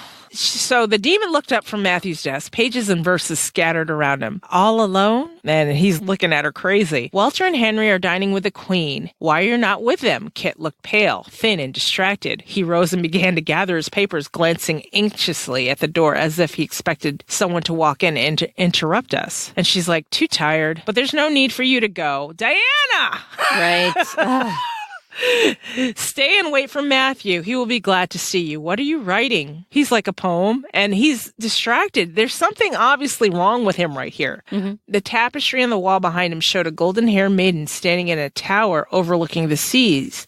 She held up a lantern and peered into the distance. That explains it. You're writing about Hero and Leander. It was not phrased as a question. Kit had probably been pining for Matthew and working on the epic love poem since we boarded the ship at Gravesend back in January. He didn't respond. Okay, so that was dumb. Go ahead. Check. Okay, yeah. Number one, dumb. Super check. dumb. Yeah. Proceed. Yeah. With dumb. Sorry. After a few moments, I recited the relevant lines. Some swore he was a maid in man's attire, for in his looks were all that men desire. A pleasant, smiling cheek, a speaking eye, a brow for love to banquet rely. And such as knew he was a man would say, Leander, thou art made for amorous play. Why art thou not in love and loved of all? Okay. Kit, really? It's like, dude, get some sleep. Do something. Man. So Kit exploded from his seat. With what witch's mischief is this? You know what I'm doing as soon as I'm to do it. Why would she poke the bear like that? I know, but she... Freak him the fuck out. Like, oh my God. But I mean, it probably made whatever he was planning worse. Yes. You know?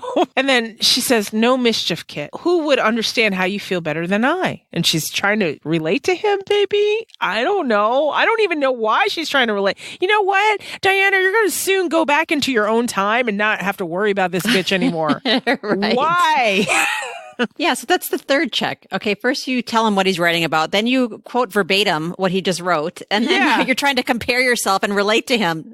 I mean, 3 strikes, Diana. I mean, she was just, it's like, give him more fuel. Can you give him more fuel for his madness at this point in time? No. Maybe she wanted to poke the bear, you know? Maybe since she's feeling more secure in her relationship with Matthew right now, she's maybe rubbing his nose in it a little.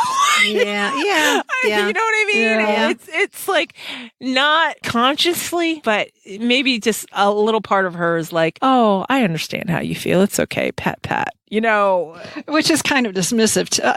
You know what? She's mirroring Matthew's behavior towards him and thinking she can get away with it. Yeah, true. Yeah. And Kit's like, I don't know you like that, bitch. Yeah, right. And you're going to poke a mercurial, unstable bear as well. Yeah, It's like, ooh, that's like playing with a rabid raccoon. Yeah. Don't. So Kit seemed to gather his control. Though his hands were shaking as he stood, he's like, I must go. I'm to meet somebody in the tilt yard. There's talk of a special pageant next month before the Queen sets off for her summer travels. I've been asked to assist. Every year, Elizabeth progressed around the country with a wagon train of attendants and courtiers, sponging off her nobles and leaving behind enormous debts and empty larders. Oh, my God. Yeah. That was a nice little lesson. Yeah. Well, yeah, that was a very succinct lesson because that was true. I mean, getting a visit from the Queen on her summer progress could bankrupt you quickly. Wow, shit. And often did with many nobles. Let me take you on a tour. It's like, oh, Lord, have you not watched every horror movie ever growing up, Diana? Yeah. When someone wants to take you on a tour, you say, no, thanks, I'm fine. Right. It's a Geico commercial. When you're in a bad horror movie, you make bad decisions. That is so true. Let's hide behind these freaking chainsaws. Yes. And he comes out, the murderer is like, his eyes are rolling. Yeah. I'm the blonde cheerleader who's going to walk off by herself. And there's that one girl crying. She's like, why can't we get in that car that's already running? No, I got a better idea. Yeah. This is Diana right now. Do not grab Pierre. That would be a good idea. Yeah. Oh my God. So Diana says, I'll be sure to let Matthew know you were here. He'll be sorry he missed you. And then Marlowe, a bright gleam entered Marlowe's eyes. This is when he gets the idea. Perhaps you would like to come with me, Mistress Royden. It's a fine day and you have not seen Greenwich. So yeah, like Jean said, you want a tour? Mm-hmm. No, just say no. Oh God. And Diana, this is the part that puzzles me. Like I had said before, you're getting ready to leave this period in time and not have to think about this bitch again. How about no thank you? I'm just going to lay here and chill the fuck out. And as Oprah says, if it's too good to be true, it's too good to be true. Right.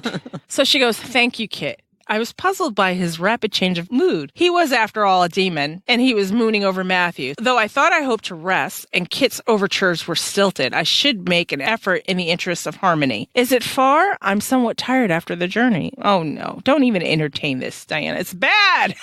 Don't do it. Don't do it. No, Diana, no. Well, and she's thinking like a human, trying to explain away red flags. Yeah. Oh, my God. She did not listen. Who was that? Gavin, what's his name? Gift of Fear. There's a guy who wrote the book that Oprah, in fact, yes. Gift of Fear. It's like when you've got that bad feeling, listen to it. Yeah. Listen to it. Yeah. You were born with that for a reason. Yeah. Yeah. And Kit's like, not far at all. He bowed. After you. Now, fuck that shit. He's not going to be behind me. He's not, you know what I mean? It's like, oh. Okay. So the tilt yard at Greenwich resembled a grand track and field stadium with roped off areas, athletes, stands for spectators, and scattered equipment. 2 sets of barricades stretched down the center of the compacted surface. And then she's like, is that where all the jousting takes place? Diana, you should have just napped, man. What's going on?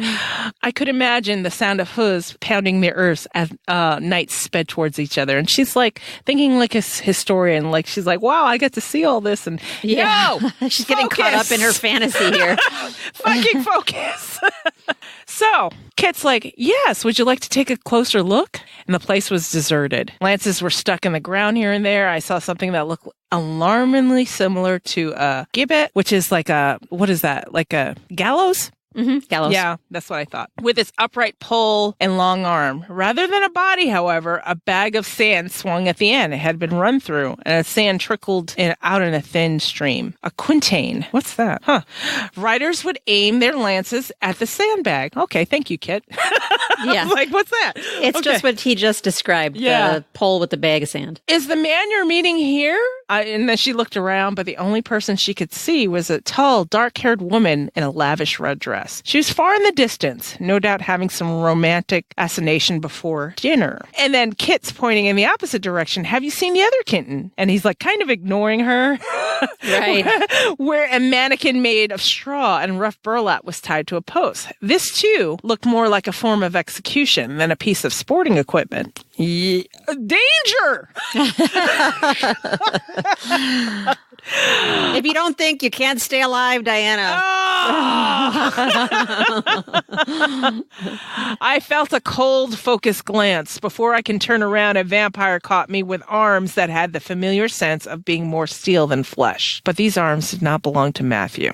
Oh. What Why, she's even more delicious than I hoped, a woman said, her cold breath snaking around my throat. And then Diana's like, roses, civet. And then she registered the scents. And then she remembered Septour, Louisa de Clermont's room. And Kit's like, something in her blood is irresistible to wares. I don't understand what it is, but even Father Hubbard seems to be in her thrall. He's just whining here. He's like, oh my God. So while he's whining. Marcia. Exactly. While he's fucking whining, sharp teeth are like against her neck. She's like, it will be amusing to play with her. Oh my God. Oh, Diana, why? I told you to stay downstairs. Oh, okay. Anyway, Kit says our plan was to kill her. Oh shit. That's what I knew. I was like, oh my God. He was even twitchier and more restless now that Louisa was here. And this is Diana. She's remaining silent, trying desperately to figure out what's going on. And then Kit's reasoned with himself that once she's dead, everything is going to go back to normal. Mm-hmm. Kit has clearly crossed that boundary. How we've always said in our empathy talks, he has crossed the boundary from craze to went there. He's gone. There's no saving him right now. So Louisa's like, can you smell her fear? It always sharpens my appetite. And Louisa, she's got no fuck. She doesn't care. She gives no fucks. No. Kit is becoming unhinged and Louisa is just malevolent. Yes. Oh, and Louisa's dumping kerosene on that fire big time. Yes. So Louisa says, but you're pale, Christopher. Do you need more physic? And then Louisa modified her grasp on Diana so she can reach into her purse. She's like, hey, you want some more shit? I got some. By the way. So she's his dealer too. Yeah. And hers as well, because this way she gets to enjoy too. And let me give you a little cultural lesson too. To warm bloods in Germany. She handed Kit a sticky brown lozenge. He took it from her. Heroin. Yeah. And he took it from her eagerly, thrusting the ball into his mouth like, let's get this right. And then she's like, they are miraculous, aren't they not? The warm bloods in Germany call them stones of immortality, for the ingredients somehow make even pitiful humans feel like they are divine. And they have made you feel strong again. She feels like she's helping Kit. You know? She's batshit crazy. There's no other way to put it. And Kit's like, it's the witch who weakens me. Fuck. Everybody's like, oh, well, I gave Kit a break until like he tried to kill Diana. It's like reading these passages is like, oh man, he's such a puppet. It's just like he is such a hot mess puppet at this point. I still can't. He's gone. He's gone at this point. There's no redemption for him right here. He is so unhinged. I don't think he even knows what reality he's operating in right now. Right. Yeah. And can you imagine Louisa batshit crazy, homicidal, and she's got access to everything she ever wants? Yeah, she's feeding him opium to the point where it's like all he had to do is open his mouth and Diana's going like, holy fuck, he's high as a kite. Right. I'm not offering an excuse. I'm offering an explanation. And it's just like, you know what? This is the guy that goes to the state mental hospital rather than the prison. Yeah. Yes. Non-compos mentis. He's also saying, she weakens me just as she weakened your brother. Like, and Louisa... Who knows what Louisa's been feeding him as far as ideas. Right. And she's demented right now. Louisa is constantly, that's how she stays. She's demented. She was like, oh, my brother. And I think in my mind, in her mental state, she feels like she's helping Matthew and the family. Yeah, she feels like she's doing a good thing here. Yeah. She's like, oh, I'm protecting my family. Well, and who knows when Philippe has requested something like this of her. Yeah. Yeah. Oh my God. Oh yeah.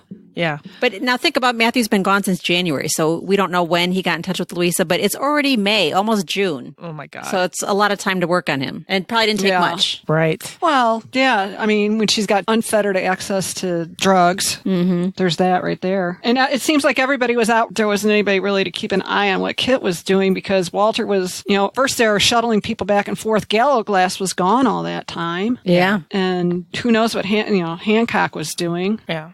And it seems like the two of these together, they both have poor impulse control. Hello, understatement. Yeah. I mean, this combination is terrible. Awful. It's Beyond like the bad idea awful. contest, although she's had a lot more practice at it. Yes.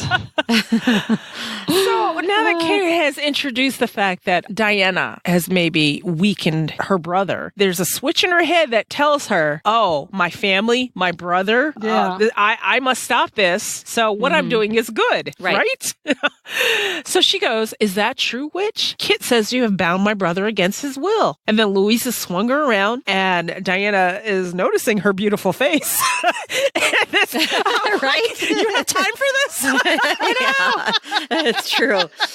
You're developing a girl crush on the crazy vampire? What is this? She's thinking her beautiful face embodied every warm blood's nightmare of a vampire. Porcelain, pale skin, dusky black hair, and dark eyes that were as fogged with opium as Kit's. Malevolence rolled off her, and her perfectly bowed red lips were not only sensual, like Diana, really? Yeah. But cruel. This was a creature who would hunt and kill without a hint of remorse. Like, is there really that thin of a line between love, hate, and fear? Yeah, no. Like I said, it's like now is not the time to be developing a girl crush, Diana. Think. Right. And she's trying to be reasonable here, but you're not dealing with reasonable people. No. So she's like, I did not bind your brother. I chose him, and he chose me. And she mentions her name. He chose me, Louisa. And Louisa's like, you know who I am? She says, Matthew doesn't keep secrets from me. We're mates, husband and wife, too. Diana, too much information. Stop right here. Right. Your father presided over our marriage. Thank you, Philippe. Yeah, let me just name drop. Yeah. Nope. Oh, my God. Yeah, talk about throwing kerosene on the dumpster fire. First off, Louisa's high. She don't give a fuck. Yeah. Right. You know, and she's already switching in her head that this witch has bewitched her brother. And her immediate response is going to be, liar! And it was. Yeah, this is going to be a great scene. Right. And Kit warned, trust nothing that she said. And he pulls a dagger from his doublet and grabbed her hair. And I'm like, oh, God, he's gone. Yeah. And then she cried out in pain as he wrenched her head back. Kit's dagger was like at her eye. Like, oh, this is terrible and terrifying. This is just gross. I'm going to pluck her eyes out so she can no longer use them for enchantments or to see my fate. She knows my death, I'm sure of it. Without her witch's sight, she will have no hold on us. See, he might not have had that idea had she not quoted his poem. Yeah. I know. Bad ideas. Right. This should have been the one with bad ideas, not the one with Twisted Sister. Yeah. Although Twisted Sister was pretty good. Yeah. Yeah, it's pretty accurate here. Okay, so Louisa says, the witch does not deserve a swift death. And she's bitter about this. And then Kit's pressing the point into her flesh just under the brow bone, and a drop of blood is rolling down Diana's face. And he's not fucking around. He's like, that wasn't our agreement, Louisa. To break her spell, I must have her eyes. Then I want her dead and gone. So long as the witch lives, Matthew will not forget her. I don't feel sorry for you. No. Louisa's like, shh, Christopher, do I not love you? Are we not allies? And Louisa, this is when we're seeing a side of Louisa like, oh, this bitch is cunning.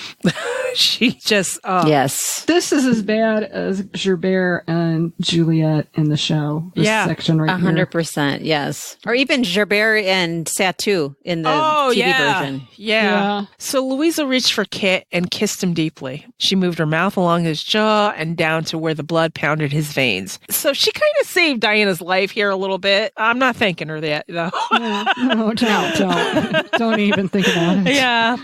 She moved her mouth along his jaw and down to where the blood pounded in his veins. Her lips brushed against the skin. Then I saw the smear of blood that accompanied her movement. Kit drew a shuddering breath and closed his eyes. Louisa has no fear of drinking out of somebody. Really kinky, too, because Louisa's got a hold of both of them at the same time, and she's like, And Diana's like, what kind of fucking mess did I get myself into, right? Yeah. So Louisa's drinking from the demon's neck. While she did, they stood in a tight knot, just like you said, all locked together in their vampire's strong arms. And then Diana tried to squirm away, but her grip on me only tightened as her teeth battened on Kit. Like, did you think you were really going to get away? Yeah. Yeah. And then she goes, sweet Christopher, when she had drunk her fill, licking the wound.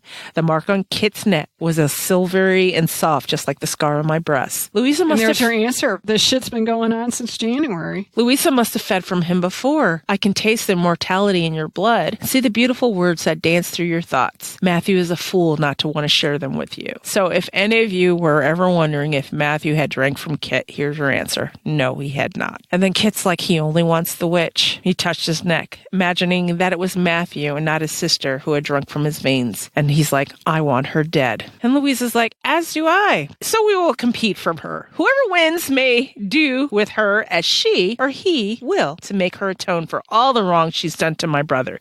Do you agree, my darling boy? And then the two of them were high as kites now. Now that Louisa had shared Kit's opiate-laden blood, I had started to panic and then read Philippe's instruction at Septor. Think. Finally. Yay, Stay alive. she's back. Yes. Can you play some royal trumpets or something there? Yes, I shall. And then I remembered the baby, and my panic returned. I couldn't endanger a child. You just now remembering a baby? Really? Oh my God. Okay. Kit nodded. I will do anything to have Matthew's regard once more. And Louise is like, I thought so. Smiled and kissed him deeply again. Shall we choose our colors? And that's the end. Oh my God. Da, da, da. It's going to be the episode break too, I'm sure. Yeah. Whenever I saw Christopher Marlowe's quote, make me immortal with a kiss, I always thought of Matthew, but now it just totally reminds me of Louisa. Oh, Yes. God. This was quite the double feature. Yes. It is. This was packed with so much. And I remember when we planned this, it's like, oh, it's just the library letter and this chapter with the queen. It's no big deal. But I forgot about this portion as we were discussing before this. Yes. Yes. It's like, oh my God, we've got Louisa and Kit too. Shit. So I'm glad, audience, if you're still with us. Yes. I'm glad you're still here. And I had just bitched about it last episode. Our episodes were getting long. Well, this is why. This book is serious, and we'd be remiss if we skipped over it. And awesome. And Yeah. So anything else with these two chapters before we close it out, everybody? No, I don't. No. All right. Going once, going twice. Sold. Okay, on to housekeeping. This housekeeping is brought to you by Cynthia Polk. Thank you, Cynthia. Thank you, Cynthia. Hey, Cynthia.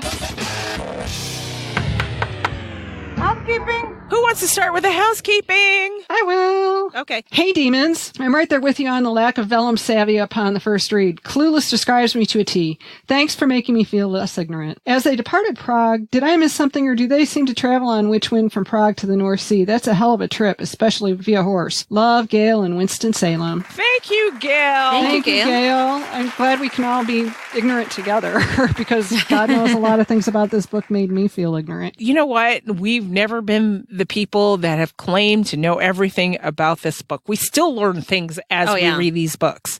So let's share in our ignorance, shall we? Or come out of the ignorance together. So when I hope that makes a lot of people feel better when you're like, I didn't know what that meant. Did you know what that meant? I didn't know what that meant. Chances are I didn't either. Yeah. Yeah. So true. And you have to remember when we first opened these books, it was 2011, 2012, and then 2014 for the we've third had 8 one. years to figure out some of the stuff, so. And we're still figuring some stuff out. So if you guys have any questions, you don't want to feel embarrassed or anything like that, just come to us, ask us the questions. And matter of fact, I think I got an email, and I might tack it on to this housekeeping. I'll find it later.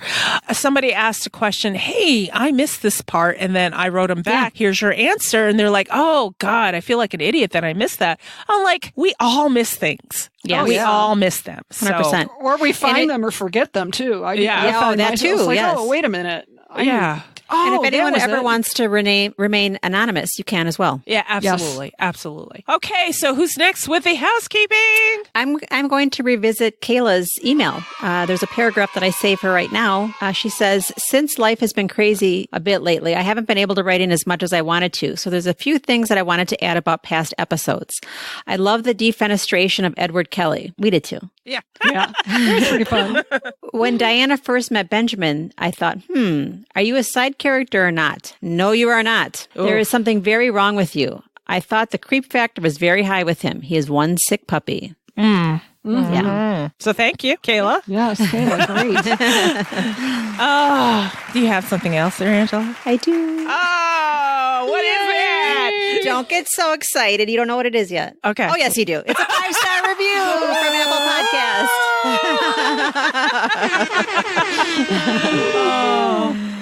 It is the best of all the All Souls podcasts from It Crowd Rules from the United States. Thank you. Thank you so much. I live another day. Yay! She says, "Hello, demons. I just finished listening to your entire backlog of episodes, and I'm so sad that I can't just select the next one. Before seeing your posts in the All Souls discussion group, I'd never listened to a podcast. I decided to search for some and found a few. I listened to the first episode or two of all of them, but I decided to continue with yours. Now that I'm out of the new episodes, I have tried to go back to the others. They're okay, but at least one I had to quit completely because they were doing chapter discussions but weren't getting references to other parts of the book correct, and it seemed as if they hadn't done research or a refresher on the material. All that said, it makes me appreciate the work you all put into every episode. I love learning more about historical references because there are so many that I didn't even know were historical. Additionally, I've always been embarrassed to share what I'm passionate about, but the way you intelligent women speak, I have more confidence to be open about my passion for the All Souls world. And if someone wants to tease me about it for my love, I can just go, Fitzio! Yay! That is awesome. That is really cool. Thank you so much. That is such an awesome review. Well, Angela's alive. That should keep her good for another month or so. Yes, I'm sustained. Keep writing those reviews and we will read them, please. I have several things for our housekeeping. So the first thing is this. It's a voicemail from Dr. Shelley. Ready? Hello, my lovely demons. Since the three of you together summoned me on an internationally popular podcast, this is Shelley calling in with my impressions of the casting of Gallowglass. Like everyone else, I trust in Deb. I trust in letting the Mr. Stephen demonstrate his acting chops. But to the base question, yes, base in the worst possible way, he is sufficiently eye candy for me. Thank you. I love it. Okay. Great approach. Yeah. I love it. Yeah. Yes. Yeah. We always worry about the base stuff. That's a great approach, too. It is. Okay, so the next thing I have is from Zoe. She says, "Hi, Angela, Jean, and Valerie. It's the 1st of October, and as I write this, it really feels like autumn fall. I just finished listening to Take 57 and thought I would share my thoughts about casting. As you asked so nicely. Firstly, I'd like to say I am thrilled with all the cast announcements. As we know from season 1, they will be even better than they look. In Deb, we trust." Oh, very good, Zoe. Very good. Excellent. Thank you. Secondly, oh my God, James Purefoy. Right here. Like Jean, he was my absolute dream casting from maybe my second read. I was coming from his performance in Rome, which I absolutely love. Then after seeing Lindsay Duncan, who was also fabulous in Rome as Isabeau, it kind of felt right. But, well, it was never going to happen. Or was it? I still cannot believe it. I know. Magic really is desire made real. Yes. Anyway, that's all from me for now. Enough of the president, or enough as a president. Freudian slip. Enough of the present. Got to time walk back to take 26 to continue my mega podcast catch up. Take care, ladies. Your demon in training, Zoe. Thank you, Zoe. You know what? I feel robbed now because I didn't read with any character or any actor in mind when I read Philippe, and now I feel robbed that I didn't picture James Purefoy, but now I'm going to. Really? Yeah, it works. Wow. It really works. It really works. Yes, I can imagine. Okay, so that one email from Jess, and hi, Jess. Hey, Jess. She says, "Hiya. Just started listening to the podcast, finished the books after the show got me interested. Simple question. I can't seem to find it anywhere. Why does Diana go by Bishop and not Proctor? Sorry if you talked about it and I missed. Thanks for the help. I'll be listening through the next few years of adventures." And I'm like, oh my God, gosh. you have a lot of listening to do. Yeah. So I wrote her back and I said, "Hi, Jessica, here's the answer." And I pulled a quote from Beto. Yeah, from A Discovery of Witches. Nobody remembers all the Bridget Bishop's many names anymore. She was married 3 times, Sarah continued. All anyone remembers is the name she bore when she was found guilty of witchcraft and executed. Since that time, the women of the family have preserved the Bishop name, regardless of marriage or who their father was. So she came back and she's like, oh man, I feel stupid for missing this, or something like that. And I was like, we all miss stuff. I asked her for permission to read it on the show, and she's like, yes. And I said, we all miss stuff. Reading it on the show will just help others that may have missed this detail. You'd be amazed at the stuff that we miss on our first read. Do not feel bad. Thanks for writing in. That's true. I could go back and read A Discovery of Witches and catch something that I missed the first read. Yes. And I've read that book so many times. Yeah. I've listened to it so many times. I've broken it down. I've analyzed it. We've had years with this book. Do not feel bad if you don't remember, you don't remember the reference, you don't ask somebody. Ask somebody in this fandom. Join the discussion group. People are not shy to ask in there. Ask someone there. Or you can write us just like Jess did. Ask us. We'll find the answer for you. Right. For real. Yeah, and that's it for housekeeping. Anybody have anything else? Nope. I don't. Not right now. We're good. That means it's time for Save It for the Show. Yay! Yay! And speaking of Zoe, this one is sponsored by Zoe Gibson. Yay! Yay! Thank you, Zoe. Thanks, Zoe. Save it for the show. Save it for the show. Guys, save it for the show. All right. This episode, Save It for the Show. The topic is the All Souls real-time read. Go. Anybody. Hey. Fall is real-time read, mostly because A Discovery of Witches takes part in 40 days, and the book really lends itself to being read in what we call real time. Mm-hmm. The chapters split up into days very nicely, and it's pretty compact, so you don't have long lags. Yeah. Which makes it a really fun and kind of different experience, which is why this fandom has really taken to doing this every fall. That and the fact everybody seems to love A Discovery of Witches best because it's the most romantic of the 3 books. But yeah. Let's go back to the history of the real-time read.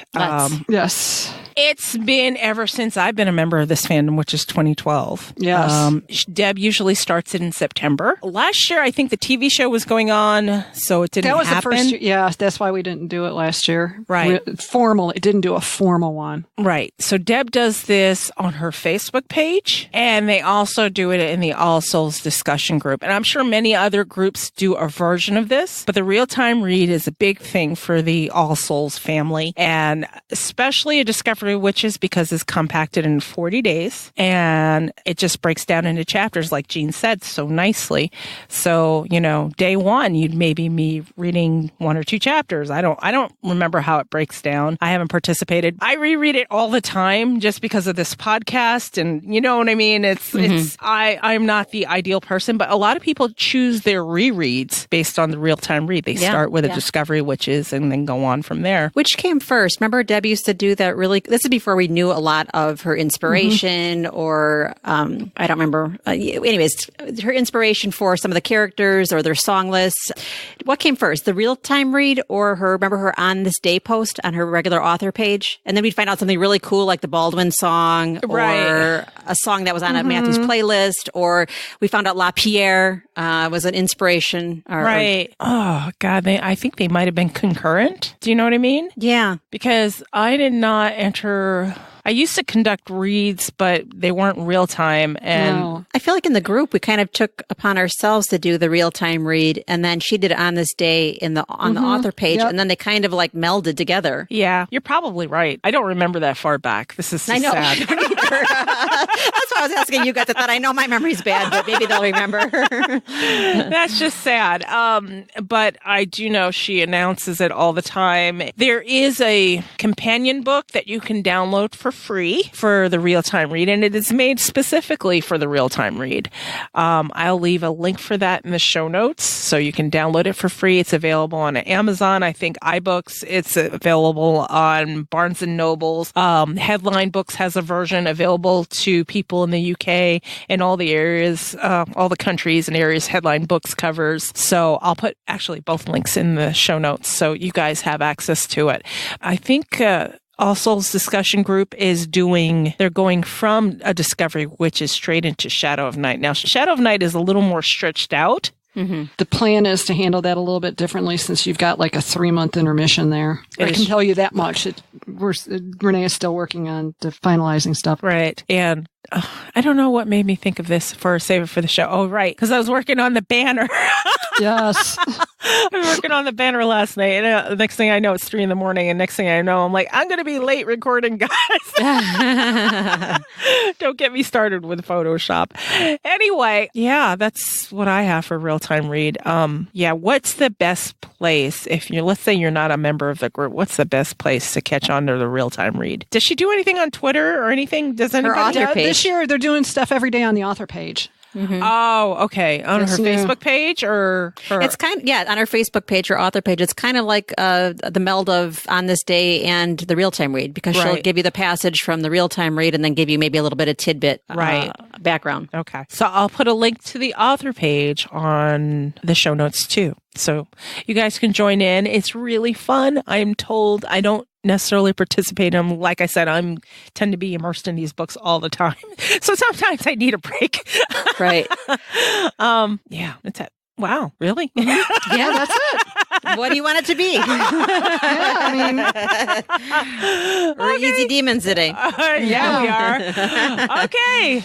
We're not riled up. We're content demons today. Right. Yeah. Okay, so stick with us, guys. And after this break, we'll do last thoughts and things we cannot let go of. Start thinking of your last thoughts. Holy crap, this is going to be a long episode, but people are going to have to forgive us. Bygones.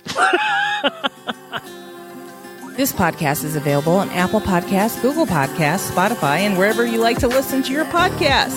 You can contact us, send us your thoughts, email us at demonsdiscuss@gmail.com, leave us a voicemail at 360-519-7836. By the way, your carrier rates apply here. Or leave one for free on SpeakPipe, speakpipe.com/demonsdiscuss. Now, if you can't remember any of that, go to go.demonsdiscuss.com/contact. And all that information will be there. You can also become a discusser there, fill out the form, and bam, you're a discusser. And the link to join our Facebook group is there too. Visit our main site, demonsdomain.com. And if you really feel like deep diving, go to visit.demonsdomain.com/masterpost. And you can read interviews, geek out with Weekly Geeks about All Souls Universe. Read about the characters. Keep that geek flag flying, guys. Do you like what we do? Help us fund what we do. Go to patreon.com/demonsdiscuss. Make sure you follow us on social media. We are on Twitter, Facebook, and Instagram, all at Demons Discuss. If you're liking what you're hearing and you want to tell the world about it, leave us a 5-star review on Apple Podcasts. We love them. We read them. It's wonderful. Also, it keeps Angela alive, and we need her around, okay? Keep Angela alive. Jean, do you have any last thoughts? I'm looking forward to our celebratory chapter or episode 60. Yes! Because That's next. It's all about Angela, my favorite guy. That's right. That's right. We are going to take a little chapter break next episode and take 60. Like we said, on the 10s is always a character study. Mm-hmm. It's a don't hate but appreciate episode. There will be a lot of appreciation, and I am the one to take the blame for this because I suggested it. So I figured, rip the Band-Aid off. It was not me this time. I'm not taking the blame for this. Rip the Band-Aid off, get it out of the way. Let's talk about Baldwin. So the next episode will be Take 60, and we will be talking all about Baldwin. You can tell we need a little bit of chapter break after that shit. God. Jesus, I know. I need I'm not ready to go right back to more Louisa. And no, yeah, right. That's crazy. Need a palate cleanser. Thank you. Mm-hmm. Angela, what do you have for last thoughts? Just thinking, looking forward, not forward, but forward thinking to this last quarter of the year and how busy we're still going to be, even though we typically kind of take a little bit of a hiatus over the holidays. Up until then, we're going to be busy little demons getting an Etsy shop up and running. Yes. Re-examining our Redbubble store. Maybe a giveaway or 2 or 3 happening. So there's lots of in store in the next couple months only. Halloween's coming, guys. I didn't even think of it. We just, we're in the middle of a major giveaway right now. We have a minor giveaway with our emoji contest. And we should start thinking about the Halloween thing. We can do that for, on the after show. We can, our patrons can listen to us decide what we're going to give away for Halloween. Oh my goodness. Yeah, I'm at a loss for words. Support your All Souls artists. Plan on coming to All Souls Con, of course. I haven't plugged them in a while. allsoulscon.org. Check them out. Go look at old All Souls Cons. I can say that now. We have several behind our belts right now since 2015. We have 4 behind us now? Fair disclosure, though, it's October 12th, and we don't know the date or time or the date or place yet, so that's still pending. That's still pending. So you didn't miss anything, is what I'm saying. Yeah, other than the United States. It will be in the United States, and all signs point to northeastern United States. So there's that. Also, this is going to be a long episode, so if you want to break it in a couple of spots, we don't mind. I'm not going to put an emoji contest at the end of this one. That's ridiculous. I don't expect everybody to stick with everything. We got quite a few entries of the other one. Yeah, did we? Oh, yeah, cool. We did. Maybe we'll call it next episode or our next chapter episode. How's that? Yes, could. Okay, and that's all I have. Anybody else? Anything? No. Okay, let's say goodbye. Okay, goodbye, everybody. Mwah. Demon kiss. We'll talk to you next time, guys, with Baldwin. Yay!